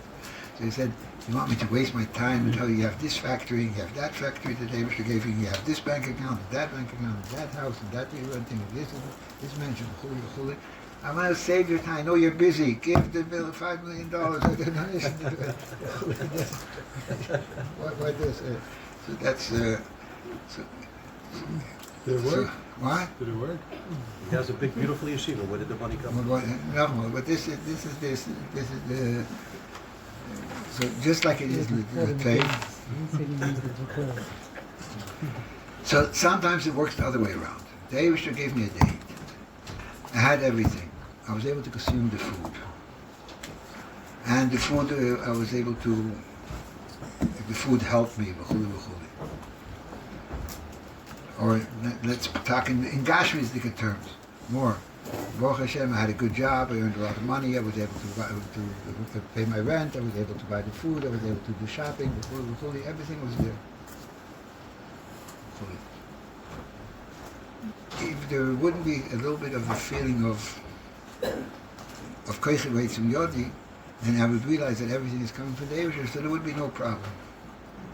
But Mitzad Gashmias, if I don't find favor in the eyes of the boss, if I don't do this work, that's the way it looks with Gashmias, because the Eibusher wants a deer, but that's what it says in Tanya Perek Lamed. The Eibusher wants a deer with Echtonim, wants everything in the physical world to become connected to what we're doing my mitzvahs with. But then a person can get mixed up and think 500 sheep to give to Meiser, it's too much. So we have to go slowly, we have to educate them. So over here by the Mon also, there's no pas b'saleh. Although I saw 10 years, 20 years, 30 years, every single day it came down. Right now it's the new day. What's going to be today? We don't remember what happened yesterday. I don't remember that operation that was successful. I don't remember that last time that I happened to win the lottery. I don't remember that I found favor and the boss didn't fire me. I don't remember all these things that happened. What I remember is I know the Poel Mamish. That's the way the Gashmias works. So that's that broad big Gashmias. We don't recognize and we don't have Hakoras HaToiv what happened today. And we don't recognize that we don't have the full recognition that that is the ultimate Avodah Zorah, that everything comes from the Eibusher. We don't have that realization, and we find many mitzvahs in the Torah that try to embed that in us. So we are also, Mitzat Gashmis itself, Engel Pas B'Salda, even though it happened 39 years, the Eibusher, let me put it in simple words that you'll be able to relate to. Maybe this over here was not said so clearly. I woke up yesterday and everything was fine. The doctor is coming and telling me that I have to be careful with my diet. Who knows what else is going to happen. And I'm walking around now for diet, and I walk around now for all the tumult. Baruch Hashem, you live 30, 20, 40 years. Baruch Hashem, David took care of you. Last night the doctor warned you about certain things. Elchonon, you have to go up Hiteva, but Baruch Hashem, you overcame it. What's the daigir about there? Where's the Simchas Achayim? Where's it that you're alive? And Baruch Hashem, the Eibusher is telling you that everything is fine. Have a little bit betochen in the Eibusher, and the Eibusher will take care of things. But the Teva says, right now, that's my situation. Right now, this is what's bothering. Right now, I got this warning. Right now, this. So the Yitzchok comes along and says, I'm eating now this last, for tomorrow, there's nothing left. There's no Gashmis Dikasiba that can tell me that tomorrow the Panosa will be there. There's no Gashmis Dikasiba that tells me that tomorrow the moon will come down. It's that Gashmis, I did not have anything, no string to rely on, nothing. What's bitochen? Like the Frierdiker Rebbe says, bitochen is not, according to Chassidus, bitochen is not that I'm drowning and I have some kind of a straw to grab onto, a branch to grab onto that's impossible that it should hold me, but I'm hoping that maybe it'll hold. That's tikva, that's hope. Bitochen is I don't even have a straw to grab. I have nothing. I'm drowning. But David can do whatever he wants. That's bitochen. So over there, when the day ended and they ate it up, the last morsel, they didn't even have a straw to grab. They had nothing to. How will the monk come down? There was nothing in Gashmi. Nothing. So it's Ein Lo Pas B'Saleh. It's not Gashmi. It's not the goof. That's the way it is. Okay, that's the simple. The Rebbe goes a little bit further. The Rebbe says it in different words and explains it in much more.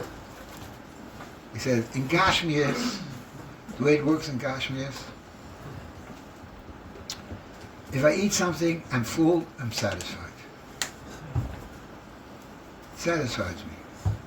The way it works in Ruchnias is the more Torah I learn, Mishesh Kamana waits on the side. In Gashmias, you also have such a thing when it comes to want, when it comes to taiga. But about the satisfaction when I was able to supply my need, so I'm satisfied to supply my need. But Ruchnias is, the theus of Ruchnias is, it does not have a limitation. Gashmias has a limitation. Since it has a limitation, and the need for the Gashmias is also a limited need, so therefore there's a certain amount that I need, and that satisfies me. So therefore I'm satisfied, my stomach is full, more than that I don't need. When it comes to the Ruchni, it's the minute I start tasting Tamuru Chof Av. I started feeling godliness. I started feeling my Yiddishkeit. I started feeling my Nefesh Elokis.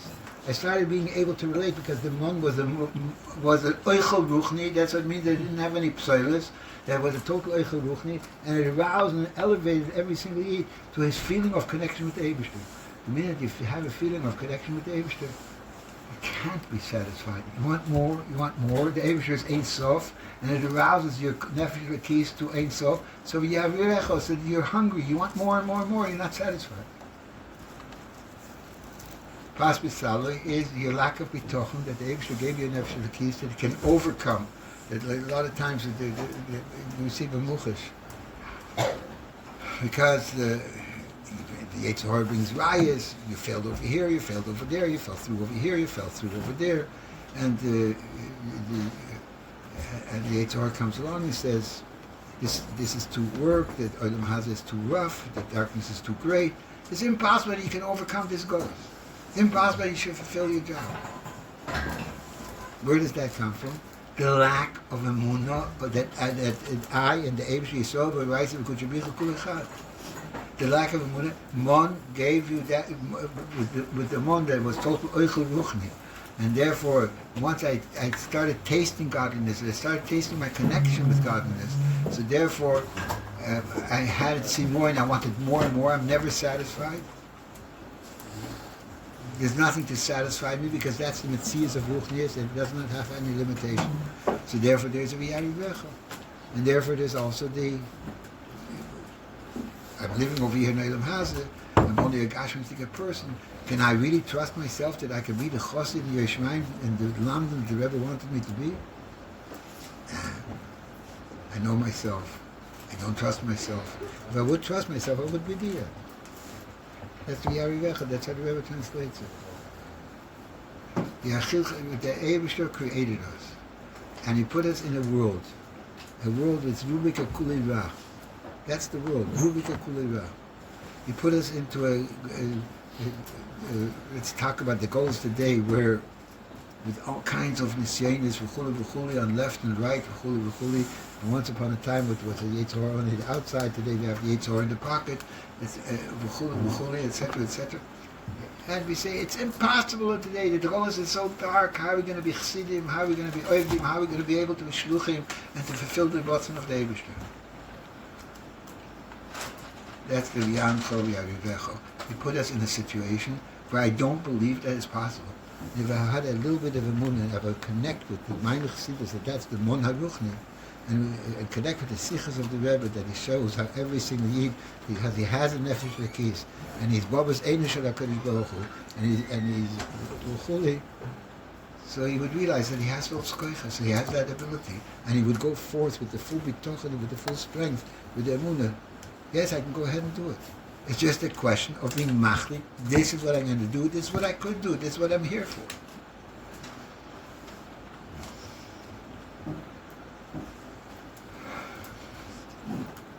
Let me put it this way. I hear a saying from a lot of people, what did the Rebbe want from us? I'm only a simple human being. How can he demand so much? Another mitzvah, another mitzvah, another mitzvah, another mitzvah, somebody is harving and learning X amount. No, Nigla is not good enough. You also have to learn Chassidus. Chassidus is not good enough. You have to learn Nigla. You have to kochzach in so many areas. It's not enough with Girsa. You have to learn also the units. You have to. The Rebbe was never satisfied. He wanted more and more and more. We're not the Rebbe. And that's what we say to ourselves. That's exactly what the Mon is all about. Tzad Gashmi is, it's V'yari Vecho. Tzad Gashmi is, it's V'yancho V'yari Vecho. But that's exactly, Lechem is Mon and Hashemayim. It makes from simple, Bosser V'dom, a human being, and connects him with something which is Ein Sof. If it's Ein Sof, so it can't be satisfaction. It can't be a Savota. Only Gashmi is the Lechem can make the Savota. If it's Ein Sof, so it's Ein Sof of Dargis. That's what we have to start believing in ourselves. That's what we ever try to put into ourselves. And that's what we ever try to repeat. How many hundreds of sichas are there from the Rebbe that way? So, Somebody was saying before, I'm saying Musar, I'm demanding, I'm this and that. Why am I not complimenting and giving a pat on the back, like in other yeshivas, etc. That if somebody asks a good question, you're going to be the next Rabbi Akiva of this generation. If somebody says a nice pilpul, you're going to be the next Kodlador of this generation. And that way you encourage the people, and the Taki get that encouragement, and they start learning better. And over here you're hearing, I'm not doing good enough. I'm saying the opposite. You don't have a realization of what you're capable of doing. If you want to know what are your capabilities, start learning the sichos of the Rebbe. And it's true from on the outside, on the first phase, it looks like a Yan Chof Av, and Yan Chof Av looks like an affliction. The truth of the matter is, you are now connected to the endless chain of connection with Or Ein Sof, which does not have an end. And therefore you'll always be hungry, and you'll always want more and more, and you'll never be satisfied with what you did today. Because that comes from Gaiva, that comes from self-experience, to be satisfied. Oh, today I learned 5 Daf Gemara, I learned 10 Prokim Mishnai, I learned 7 Simonim in Shulchan Aruch, I was mechadish these chedushim and those chedushim, and giving yourself this pat in the back, and there's no Yancho, there's no Yevecha. I feel totally satisfied and touching by Chasisu, b'nei Meyai, v'chuli, all is good. The minute that you connected with Or Ein Sof, so any limitation bothers you. You want more and more and more and more. And there's a Yan Chof Av. That's what the one was all about. And you can't be satisfied. And that in itself is supposed to give you the biggest satisfaction with Simcha. I'll give you proof to this. I'll give you simple proof. The Aleph Bais of Chassidus is Simcha, right? What's the right? The Aleph Bais of Chassidus is Simcha.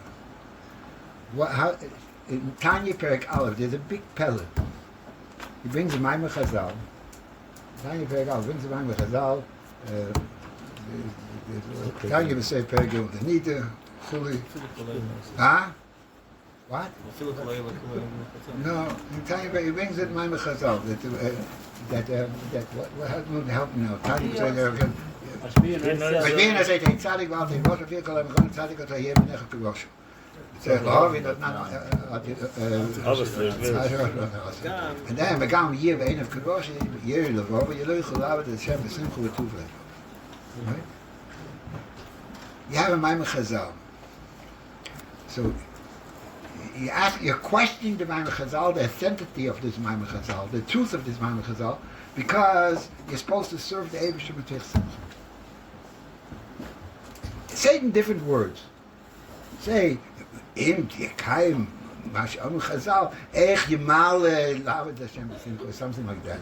But because Lo Yuchal Lavet Hashem B'Simcha Im Yekayim is Masham Chazal, and therefore, and the reason why he asked this question with Sfor, the Rebbe explained, because this Al-Ti Rosh B'Fnei Atzmcha, there's different Perushim in the Rishonim. Al-Ti Rosh B'Fnei Atzmcha, some Rishonim explain Al-Ti Rosh B'Fnei Atzmcha, not that. Look at yourself, take the fact, you're a Rosh. Don't do things that make you into Rosh. That's Al-Ti Rosh B'Fnei Atzmcha. Not like the Rambam and the other explain. Al-Ti Rosh B'Fnei Atzmcha, don't look at yourself like a Rosh. Some Rishonim explain, don't do things that will make you into Rosh. So because there's different Perushim, so therefore now he's asking Svora, you're going to ask a question against the Maimon Chazal. Say, Tzreich L'Hasbir, what's it? Because Simcha is such a factor, such an important, the yesod of everything, of Avodas Hashem. If something is a contradiction to Simcha, it can't be. This does not exist. This doesn't exist. That's a yesod right away from Tanya Perek Aleph, you see that. Right away he discusses it. So now I have a simple question. I koch zich in de 12 Psukim Morgen. In the 12 Psukim Morgen, you have all the Yesodis of Yiddishkeit. You have all the Yud Gimel Kemulis. Just think into it. I'm not going into it now. It will be too much of a riches. You have all the Yesodis of Yadus, all the Yesodis of everything. In the 12 Psukim Morgen, that the Rebbe implemented for Tashbar, for kids before Bar Mitzvah. No, we're not rushing anyway. What? We're not rushing. What? No. I don't have time right now for that. I don't have the head for that, whatever. But just listen. Where is Simcha? Last. You're a big chacham. And the last one, in 12, in number 12, there's Yismach Yisrael b'maisav, Perish Shekol Mishu Mizeri Yisrael Yeshua Zmeir B'Simchas Hashem. That's again. What's the chiv of Simcha? Shekol Mishu Mizeri Yisrael Yeshua Zmeir B'Simchas Hashem. Let me see hands over here. Who was the last one over here that was Sameach B'Simchas Hashem? Who knows what Simchas Hashem is? Let's see. Well, he's asking over here of kids before Bar Mitzvah, and he's trying to implement a Yesod of Yiddishkeit, a big Yesod, the whole tiny parak out. So how does he implement the inyan of Simcha, which is very important? Give stock, have obviously service, it's something that a kid would be able to relate. No, how is he going to relate? You have to be Sameach, but Shekol Mishu Mizeri Yisrael, no matter who you are, you have to be Sameach B'Simchas Hashem. How do I know what Simchas Hashem is? How do I feel what Simchas Hashem is? And I should be Sameach B'Simchas Hashem. How does that, what did the Rebbe exactly want over here from these kids? It bothers me until I saw the talk, the talk that the Rebbe explained himself. When a child the problem is like this. And this is where the Rebbe was trying to set us straight. He was talking to the dots. We think, where is Simchas Hashem and how could it be Simchas Hashem? When I learned Shas, then the Eibush is going to be happy for me. When I learn Samach Vov and Ein Bais, the Eibush will be happy with me. When I'll start davening 3-4 hours a day with Pirush HaMilas, that's when the Eibush will be happy with me. When I start being totally starting to give not only a Chaimish, I'll be totally involved in everything, that's when the Eibush will be happy to me. But I have to work on it. And until then, the Eibush is not happy with me. Right? Yeah? That's the way we think, no? So the Rebbe said, when a little kid, he got some allowance money, he goes into the store, and he has a taiva for a chocolate bar. And he sees over there the most luscious chocolate bar. All his imagination is in that chocolate bar, whatever it is, but all the ingredients, whatever it is, people will go and they will put it. This chocolate bar is, he looks at the chocolate bar, doesn't have a hechsher, ingredients, can't buy it. And he puts away the chocolate bar. And he looks for a chocolate bar with a hechsher, it doesn't look so. You just created Simchas Hashem Bel Yenim V'Tachtenim. You did something that you put aside your taiva over here for the Ratzon of Hashem as a Yid that you overcame. We imagine Simchas Hashem is when we make it a revolution that controls the whole world. Simchas Hashem is every thought, machshava, dibur, and ma'aseh that we do just because this is what the Eibishter wants from me. That's Simchas Hashem. Start ying. We are submit. That's our whole problem. Yisman, Shekol Mishu Mizeri Yisrael Simchas Hashem. Mitzad Gashmi is when it can be sameach. Just like in Gashmi, if I have $1 million, I'll be sameach. If I did something which is like $1 million in Ruchnis, I'll be sameach. I wanted to do something which is not so kosher, and I didn't do it. That's Simchas Hashem.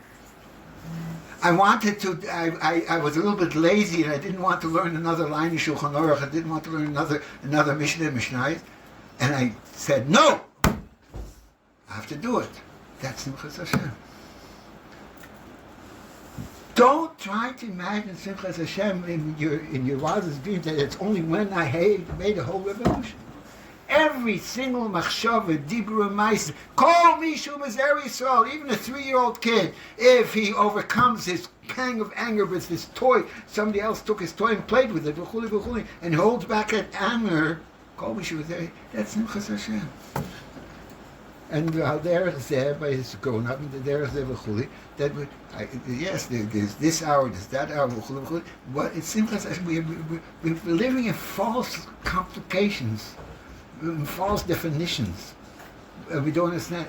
When it says over here, call me Shumazeri social, that means that me and you and all of us over here together, we can make Simchas Hashem every single moment with every single machshav, with everything with the Dibur Mais, and it's not so difficult, not like the Yitzchok tries to convince us. How did I get to this? I don't know. Whatever.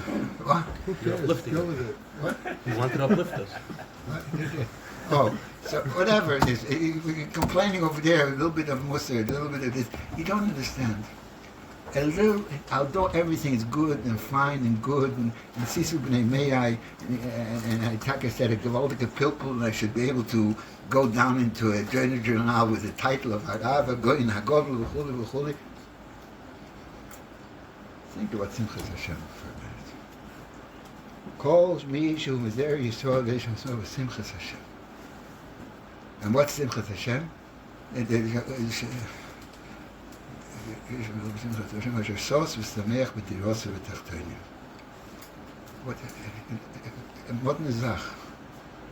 way we understand Simchas Hashem is that I wasn't a Bais Medrash, I learned Shas, I wasn't a Bais Medrash, I davened for 9 hours. But the Rosh of the Tachtonim, that I'm in a world which is Tachtonim, Shein Tachten, Lamate, Menu, Rubik, Akuli, Ra. And somehow I brought the Eibishter, I didn't let that be shaylit over me, I didn't let that control me, I didn't let that tell me which way to think, which way to talk, which way to go, which way to behave. And I did something which is according to Shulchan Aruch, I did something which is according to Chassidus. So, and I made a deal of Tachtonim. I didn't buy the chocolate bar. I bought a kosher chocolate bar. Not that I'm telling anybody over here that you have to buy a chocolate bar. That's for Piktani, but okay, Chaim, I don't know if I'm making sense anymore. Fine.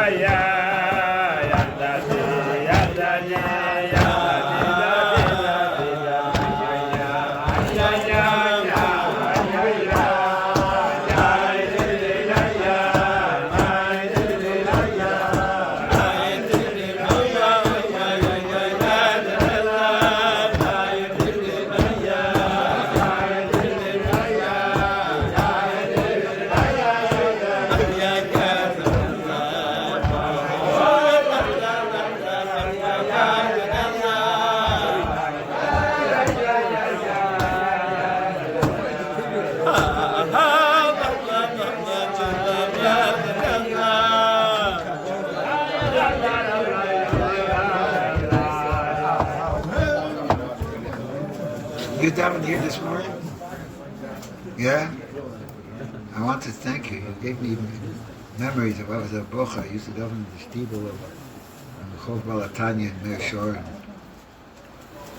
over there were Eden that davened middle by middle, with the nigger, with this. I didn't see it already a long time. This morning I came in here and I heard you davening middle by middle.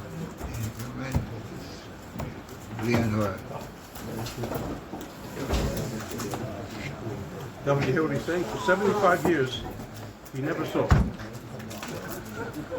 I didn't say 75 years. No, you said, oh, no, you said He reminded me when I was up over there, maybe sure that over there was 5, 6 years. 55 years? How long ago were you a Meir Shor? Change the side. Put it on the other side. It's too hard. Okay. How long was it? 67 years. I wasn't so often. David, you heard 65. 65. He didn't see it so dumb like that. I didn't say, I didn't see somebody dumb like that. That I didn't say. You can have big minds a I little saw bit. It's other- okay. You don't have to be so dumb. No, it's very good to see that. But everybody can do that. Yeah, yeah, if they get up a little bit earlier, you have to run through the different things. Chof Av. Good.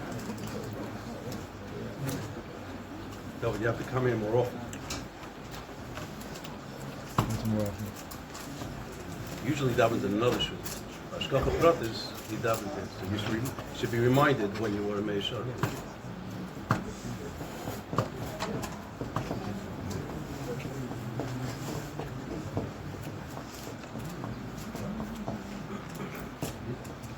Yeah.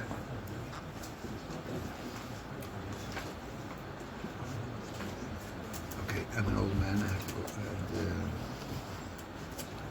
one of the biggest moves that there ever was able to spend 6, 8 hours and all this, all the skating were able to sit and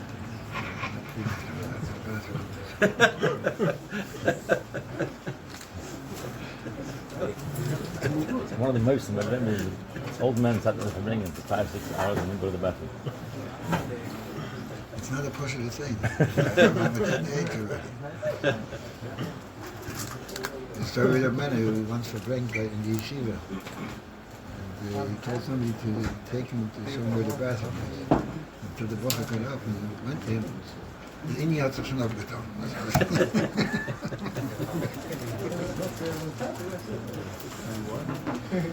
That's not that much bigger than men. Said that man put a fast with Farbrengen in Yeshiva and didn't go to the bathroom. The Bocher take him. By the time the October, the Indian should have come. They didn't come.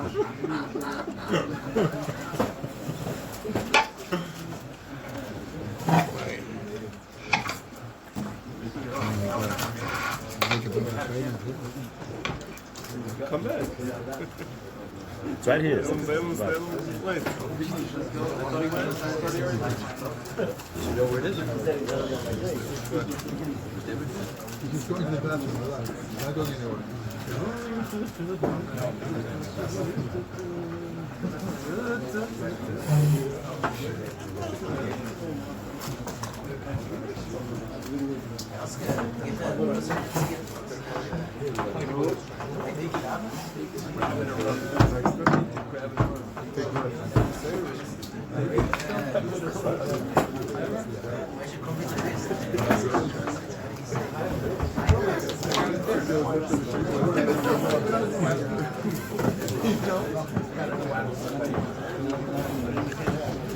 Da kennst du noch gar nicht.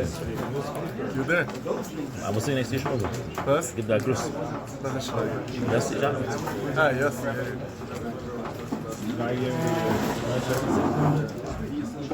Wo wir Farbrengen stark ist. What's the name? Das ist erst da reingegangen. I think this comes the new generation, like the commitment of God, the Gönschliches, the ganzen Weg, das Masters.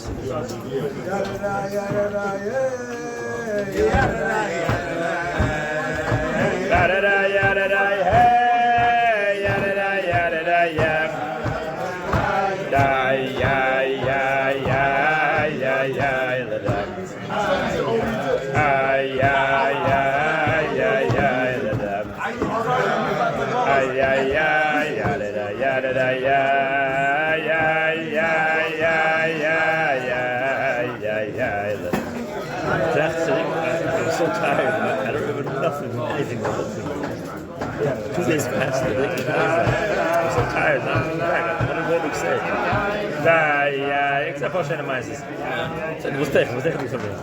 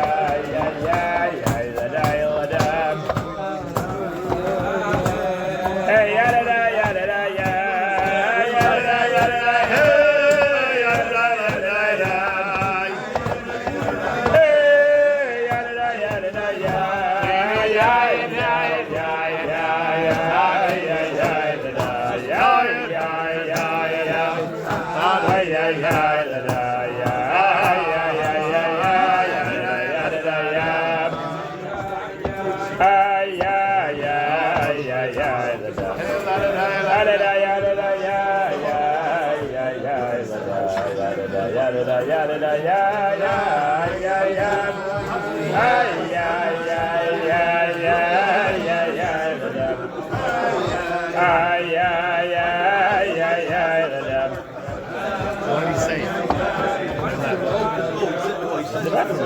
No, before when I left, what did he say? That I'm talking about, I thought I'm going to be telling them finally, and that means me, and I was about to say my whole life, because I'm left thing I spoke too sharp. I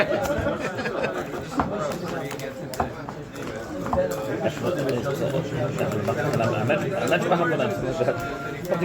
I was able to. Is that a top of them? All the people, I guess, when you recognize them. 20 years. 20 years, like, When they moved from the old Yeshiva to the new Yeshiva, they built buildings. He said that he was very worried about the Gashmi. He said the new Yeshiva bringing bad Talmidim. They said the shit brings flies. He was worried about the bad Talmidim coming because of all the big Gashmis.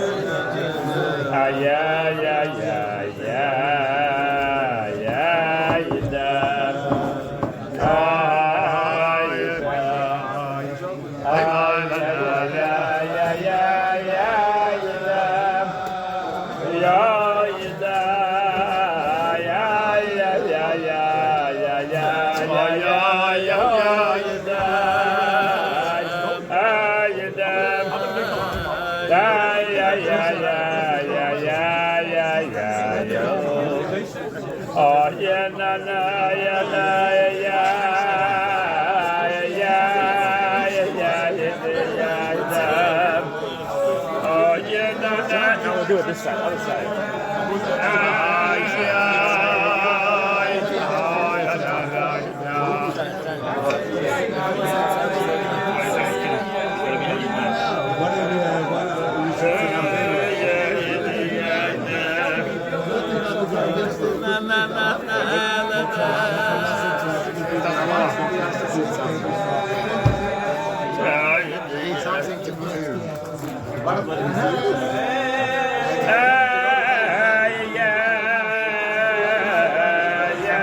When he has a system, you'll hear it. When you need a system, you'll hear it. When you have someone to say that he needs to hear, he's got to hear it. When you have something to say, people will hear. People will hear. When you have his up that you know, he's very worried. I don't know. It's to his diet. How the fuck go? How the fuck go? How the fuck go? She was going to go. She any medable if they asking me. So this is how the fuck go.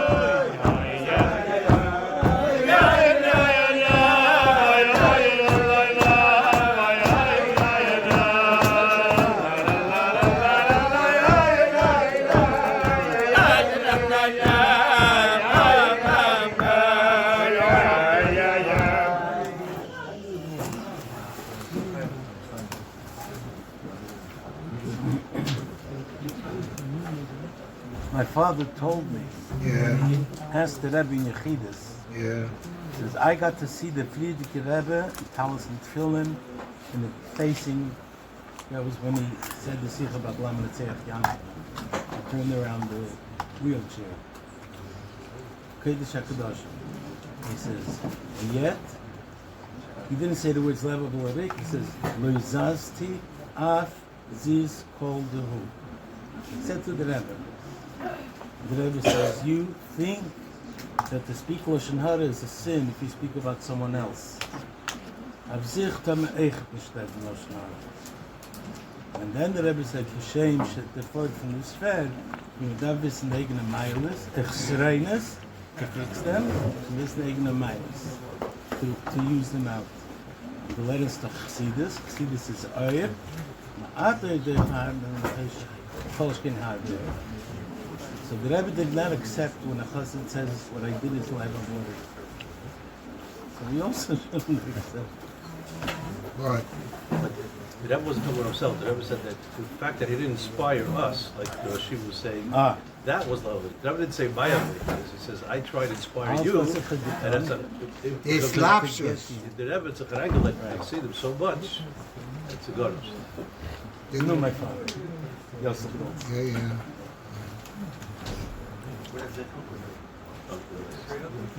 Yeah, that the Rebbe didn't allow.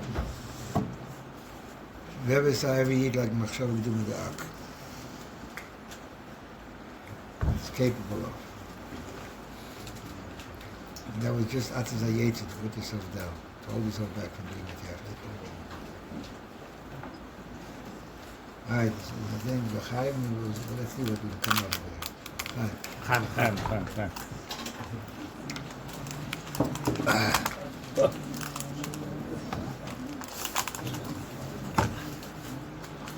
That was still a bracha. I was in Yechidus by the Rebbe. I can't really hear you without the microphone. Shemaita, no, so put it, no, what do you want? There we go. A little closer would be even better. Okay, now you hear? What do you say?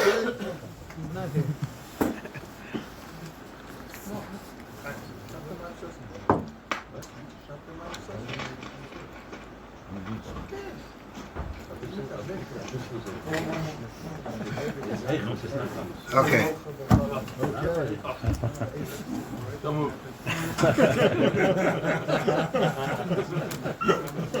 I want the Yechidus by the Rebbe.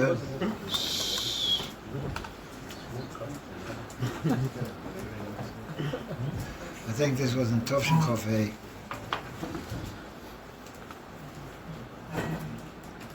I gave in a zettel. Whatever with you write in a zettel. And the Rebbe answered everything that was in the zettel. And then the Rebbe looked up and looked at me and said, "Als nog etwas was te vragen? You have something else to ask?" And my head started spinning. Anybody who went into Yechidus knows that for Yechidus you thought through what you need, what you have to fix up. Even had you will hear tshuva once in a while. I mean, you didn't want to go into dirty, that whatever. You went to the mikveh, you made the preparations, and then you wrote the zettel, you were serious. So what did I leave out? My head started spinning, what did I leave out? And then the Rebbe asked the second time, was nog etwas was te vragen? Here, I really got, anyway, it wasn't Yechidus, it was, what, I started thinking, what am I missing? What am I missing? What am I not understanding? And then there were a third time. Was nog etwas was te vragen, ich will, sollst, remember with the Rosh was konschen, or endigen, mit deinen Ingonen, oder verreden mit dir wegen meinen Ingonen. That's the Rosh. Third time. And over here, I was shocked out of my mind. The Rosh had started to cry. And obviously there's something missing over here, which is a very basic thing, which somehow I missed. How could I miss it? I was vergräbt. So I screamed out to the Rebbe, crying.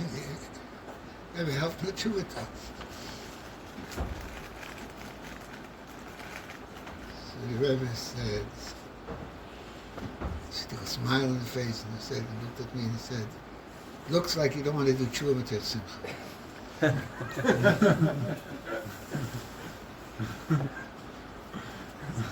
How did he say it? What was the... Es guckt durch. Weißt du, Chois will es nicht tun, tshuva mit der simcha.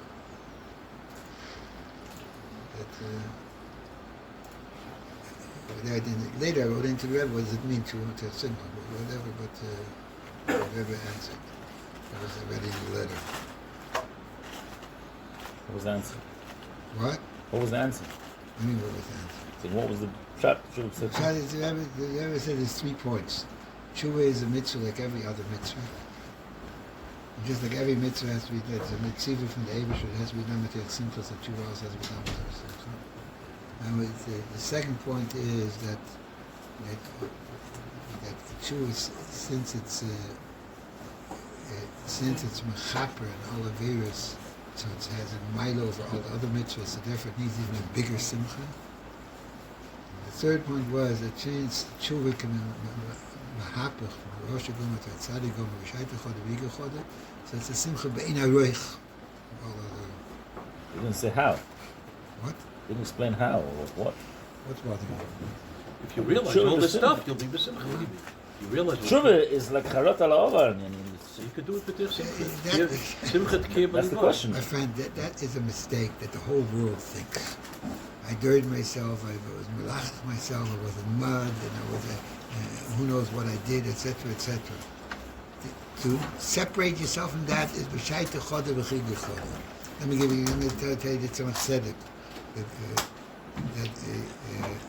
you say in Shemona Esres, "Lach lo navinu ki chotonu, choy lo namokenu ki fashonu." What's the little translation of that? Forgive me because I sinned. Forgive me because I was pesheya. What kind of request is that? Say, "Slach lo navinu hagam shechatonu, choy lo namokenu." What's because I sinned? That's why the Eibush should forgive me. So the Tzemach Tzedek explains the time for tshuva is not in Shemona Esrei. It's a big mistake to take this bracha of Slach Lonu as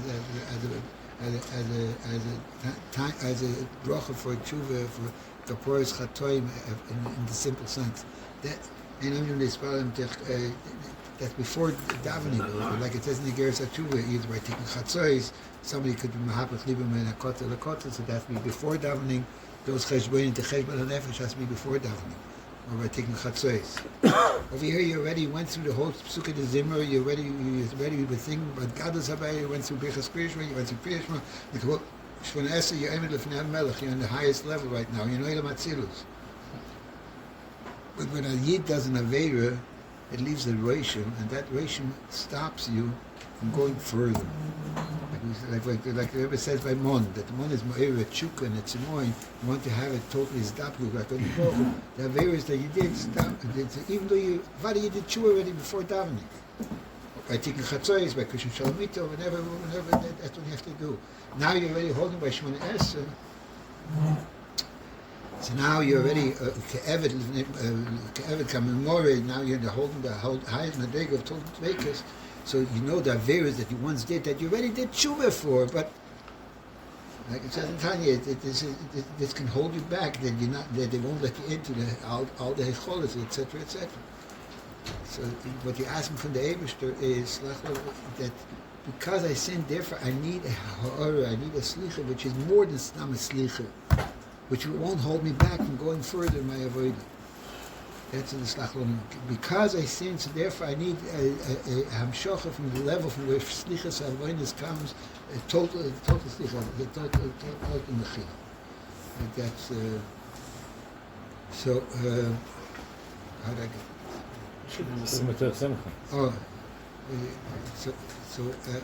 the first level of tshuva is that no matter how far I fell, Melech Malchei Melech HaKadosh Baruch Hu is waiting for me, and he's telling me, I gave you a mitzvah of tshuva, you can fix everything up.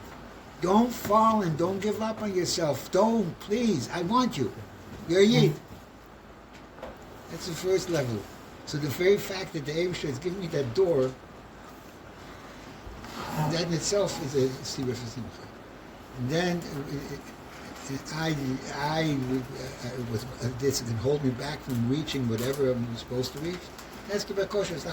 That also that we have the bakosha and chanun and rabbi to say ein shom sum self like it says in the Geras HaTshuva. So that also the Eibusher would do. So the Eibusher has given me that opportunity that no matter how far I fell, he still wants me. He doesn't give up on me. He doesn't cut me away. That in itself is a sibur for simcha. And Adrabah, that through this is Mo'era, and from a Rosh Gom, can come a Tzadik over, Shaita Chod, the Rita Chod, it's a simcha be'in hareich, over all other, that's what the Rebbe wrote in it. They're not, don't take the words literally, but the Teichen, so how did I get to this? Wow.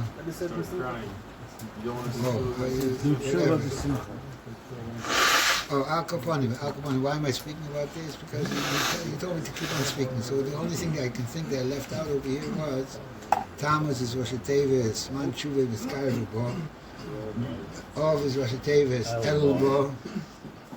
So Elul, the whole Teichen of Elul, the Chiddush of Elul, the Zman of Elul, there is the Zman of Tshuva.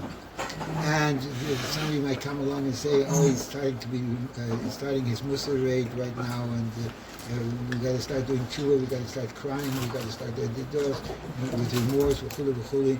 That's atzas hayetzu. And that wasn't the shita of the Rebbe. The shita of the Rebbe is, go ahead, the Eibishter wants you, the Eibishter is waiting for you. The Neshama over here is still giving you chayas and he's giving you life, and he still has an opportunity for you, and he still has a whole shpichas for you. Fulfill it. Okay, that's that part of the Yeshivas. So then the Rebbe, the second part of the Yeshivas, the Rebbe mining Jonim. What's mining Jonim? This is mining Jonim. For the Rebbe already made me an outcast. Dining on him, mining. If somebody really thinks into that, that itself should, whatever. You're a bocher? You're the man? I was a bocher. So the kids. You put the microphone right now. And is it my fault that it's falling? Put it the other way. On the other side. On the other The other side. side is better? Yeah, because the neck shape. It's meant to be one. No, so That's not even an option. do you ever wanted a duch? Was het mit der Fuß Mayones in Yeshivas? Do you ever said clearly, what is my name, Yonim? A Fuß Mayones in Yeshivas. Where were you learning there, Les? Where were you learning? Where was I learning there? At that time, yeah. Sure. I was in Yerushalayim. Yerushalayim. Bris? Yeah. By Rav David. Yeah. Uh-huh. So it's a chopket on the Yonim. Whatever. Have you ever turned over everything? I'll just give you one story of I almost fell on the floor because at that time it was at a low, whatever. Before I went in, I wanted to make a shiur of Tanya in Mekas Rav. So I decided I'll go to Chatzila River. I went with a pad, with a pen, organizing a shiur in Tanya. Do you want to join?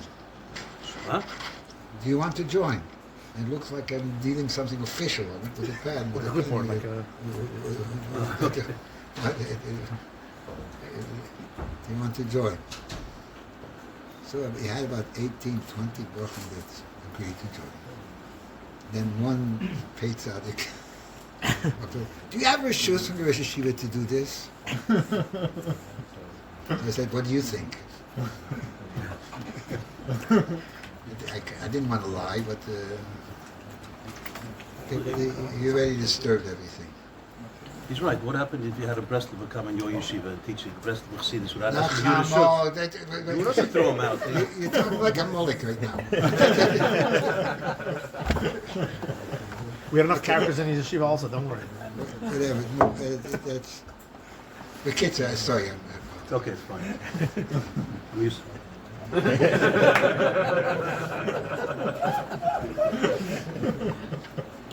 the kids are... So I decided, I was a chutzpah.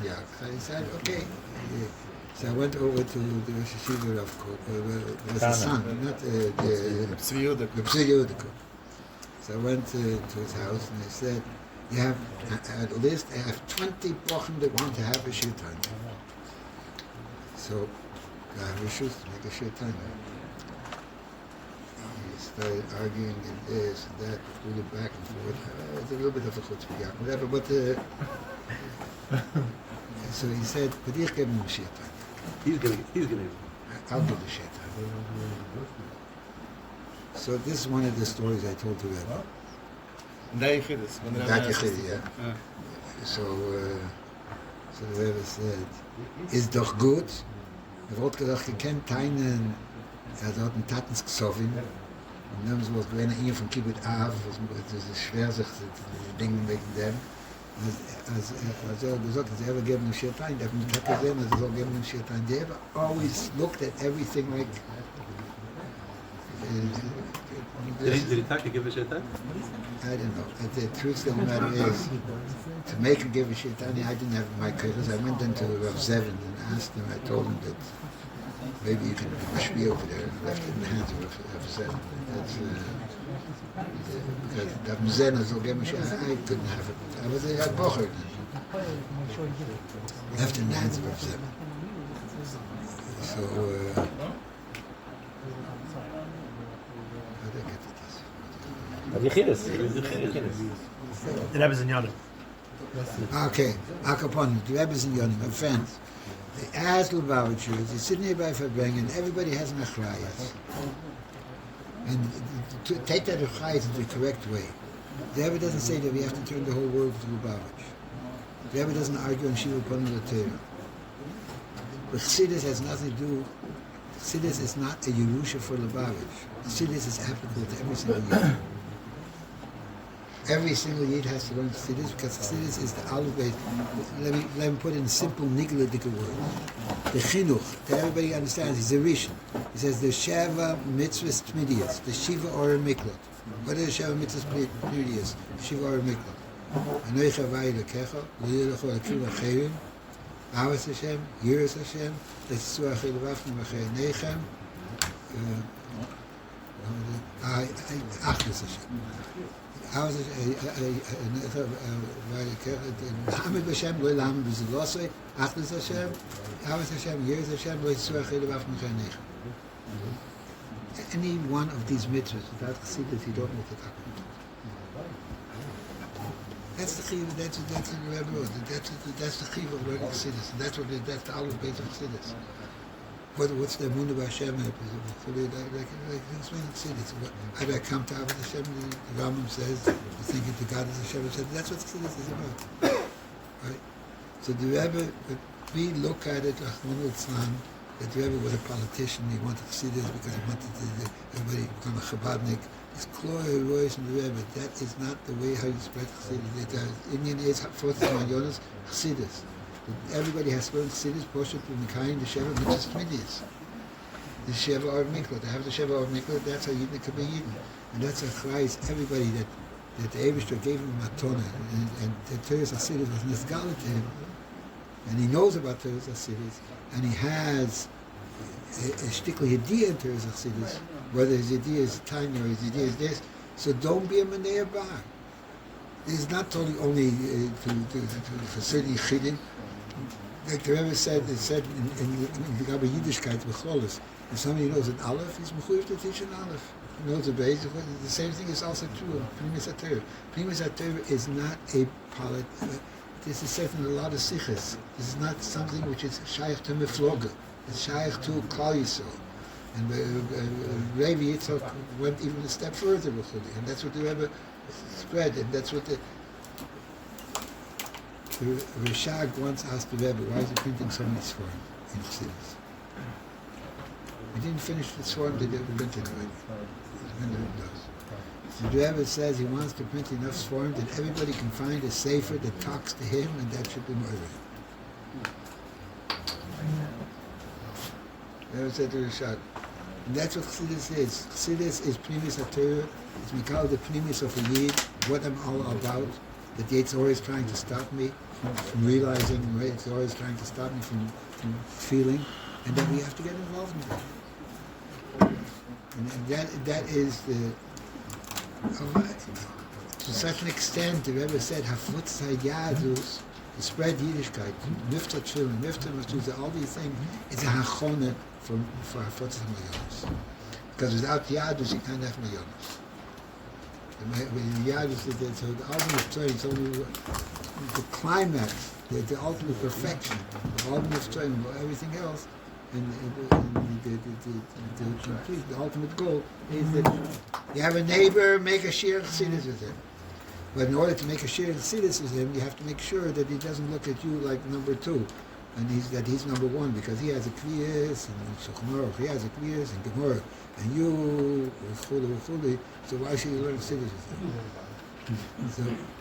So there's a certain demand over there. Okay, Chaim, I already Wie is Shaykh Chassidus on a Rebbe? How can you learn with someone Chassidus he doesn't have a Shaykh Chassidus Rebbe? What does it mean? What does it mean Lubavitcher if not to learn Chassidus? What? You said it's not Chassidus is not just for Lubavitcher. But if he learns Chassidus, then why is it not Lubavitcher? If he learns Chassidus, why is it not Lubavitcher? The Eibishter existed before Lubavitch. Stop all Lubavitchers. The Torah existed. It's in Shema Chadasha.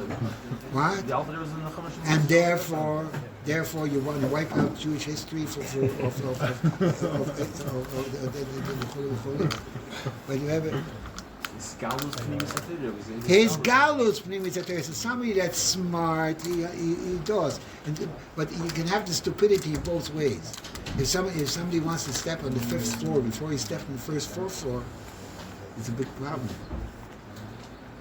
You never get there, etc. And you won't really won't understand the power of the 5th floor. He's 40 years old. What are you saying? I don't know what I'm saying is it has to go hand in hand. That's what I'm saying over here. There are those people that think I have my kviyas over there. Likutei Torah, Gemara is not for me, Halacha is not for me, etc., etc. So you're bubbling myself. So you didn't begin to understand Likutei Torah.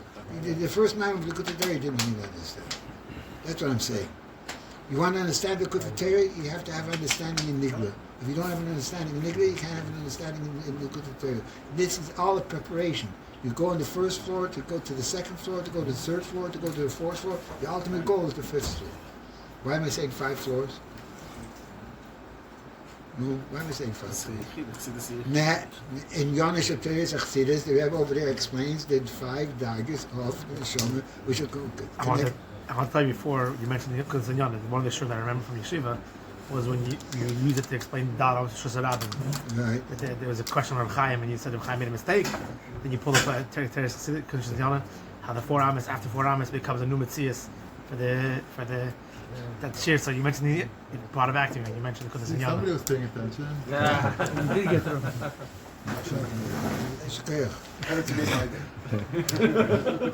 I just remember he's sitting at the table, me sitting right here. Like, so Reb Chaim made a mistake.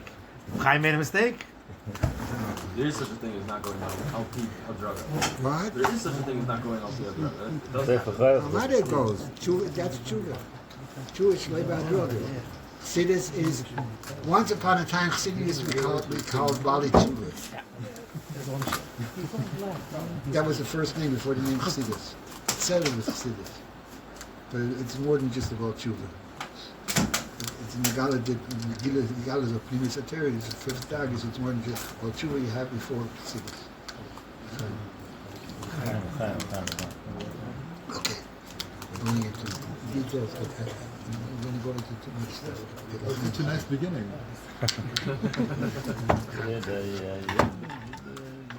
But the main thing is, I have said many times, a Farbrengen could be the finish of a Farbrengen can often come out Moshiko.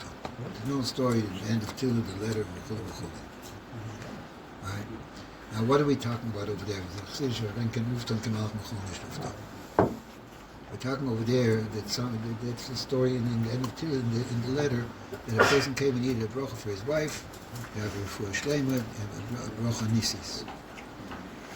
Now it's something which is ma'ila medarkei hateva.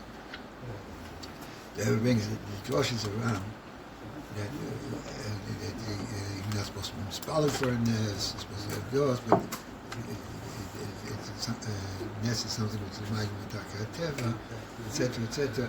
Because the Eibishter created the world with darkei hateva. Darkei hateva is itself, and that's why the Eibishter does not do a nes for nothing. Still, a Chassidish Farbrengen can accomplish that there should be a nes on teva. There should be a refuah shleima, which is, you have hundreds of stories in the Rebbe like that. Somebody needed a refuah, somebody needed a nes. They were said to make a Chassidish Farbrengen. That's the koyach of the Farbrengen. If that's the koyach of the Farbrengen, even in Gashmias, Kos can recover chayma and ruchnis. That in other words, that a Chassidish Farbrengen can connect us to such a level, in ruchnis to such a level of course, that I can be mamshich the nes. I'm the Baal HaNes, so to say. If there's a Chassidish Farbrengen, if it works. Kos can recover chayma and ruchnis, because that's the whole teichen of the Chassidish Farbrengen. And over there you don't need something of breaking Gidrei HaTeva. Because forget, that's the top of the Eibishter. So it only gives you it's opening the doors of where your neshama is and connected with Melech. But the only way that works is there's only one thing that can interfere with all that. One thing that what? That can interfere. What is that one thing? The most powerful power in this world. That even the Eibishter can't interfere with it. What is that? Very good. See, there's people who say. Bechir Chavshis in the Eibishter doesn't interfere. So you have, you're sitting by, I hope it was a Chassidish Farbrengen. One of the certain things that Chazar to the Rebbe was definitely to that. If a person takes that and thinks about it and thinks, what kind of hachlotik I make that one thing should be a little bit better. 2 things should be a little bit better. Davening and learning and Avos Yisrael and Chinuch Abonim, and whatever it is. So then you're taking the tamtzes of the Chassidish Farbrengen and you have now koiches to go mechayil l'choy. But you have chiyur chavshis. It won't make a difference. I know myself. I made already 1,000 achlotas. It didn't work. It didn't go. It lasted for 2 hours and then it fell away. In other words, you're becoming an apikoros. In simple words, which is that is the nature of a person, that the Yetzer Hara works. Chas v'sholom, you shouldn't Chabad. Does whatever. If we were zeicher now, because after some true words of were said over here, and we're all sitting together, and we all want to help each other, and want to be mechaded each other. So if this is real, So utilize this as a jumping board to start going. It's somebody that needs an increase in davening, somebody that needs an increase in learning, nigger or chassidus, somebody needs an increase in Av Yisrael, somebody needs an increase in starting to Hafotas Mayonas the way the Rebbe wants Hafotas Mayonas. The Rebbe said that this is my inyan. And this is not only my chassidus that the Rebbe said that. The Rebbe said that many times. Hafotas Mayonas is that's what the whole thing, starting from the Baal Shem Tov. The whole inyan of Mashiach is Hafotas Mayonas. So we got to start. We got to get up. We got to start moving and start going. And the olive base for all that is. We're not going anywhere. We're staying for another hour. The olive base of that is, so that should happen is, I have to start believing that I'm the one that has to do it. Well, Raya, I'm the one that has to do it because I'm here. That's the biggest Raya. Because otherwise you're a Christian, we're going to do it.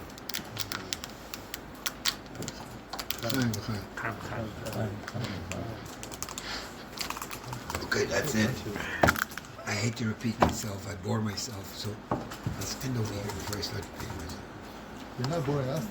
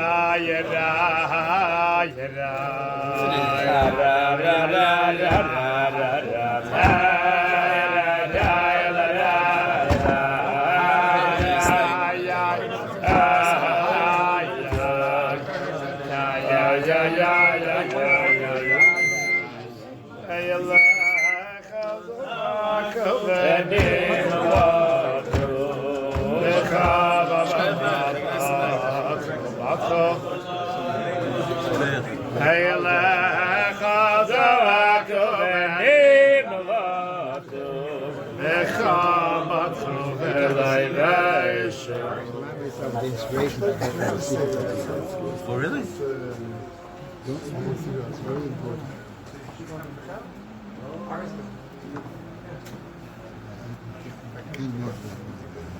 What? Reason to know. Really?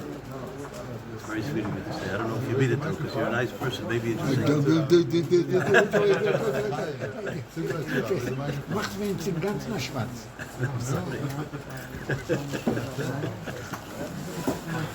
That actually, What was it come from? I'm sorry. How to get you back? Someone should announce he was definitely They one of the guys they like Go ahead. Right here. Oh, right. Who's driving him back? Well, what did he just say? What was the company? Was just you practicing? Oh. Okay, Chaim's and Mamshah. Yeah, you getting it? I can help you. What?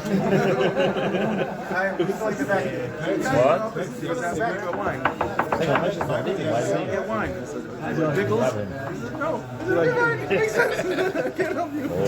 Whoa. Like he was a buffer, he would hang out with him. That wasn't his 80s. But he would hang out with I have faith. like the little guys like See the Rosh is only Yeshiva. This is a big Talk about stuff. them. You probably have two tracks. Only Yeshiva. This mind is we spoken during the shir sometimes. The shir became too intense. You pull out a cigarette in the shir. It was very... The new Zal, he wasn't allowed to. The old Zal, he could do it. The new Zal didn't let him do it. That's why he spoke about it. I was in the end of the Yeshiva. Just traveling two worlds.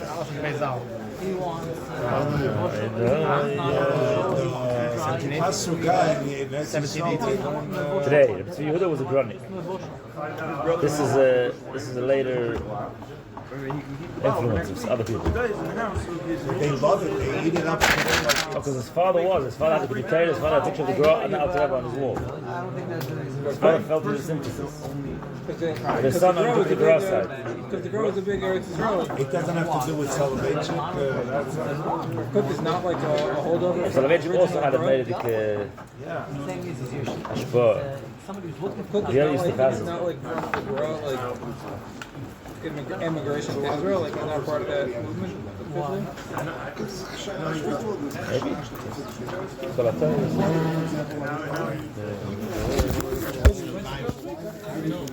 Is it? You see it, No, give me that.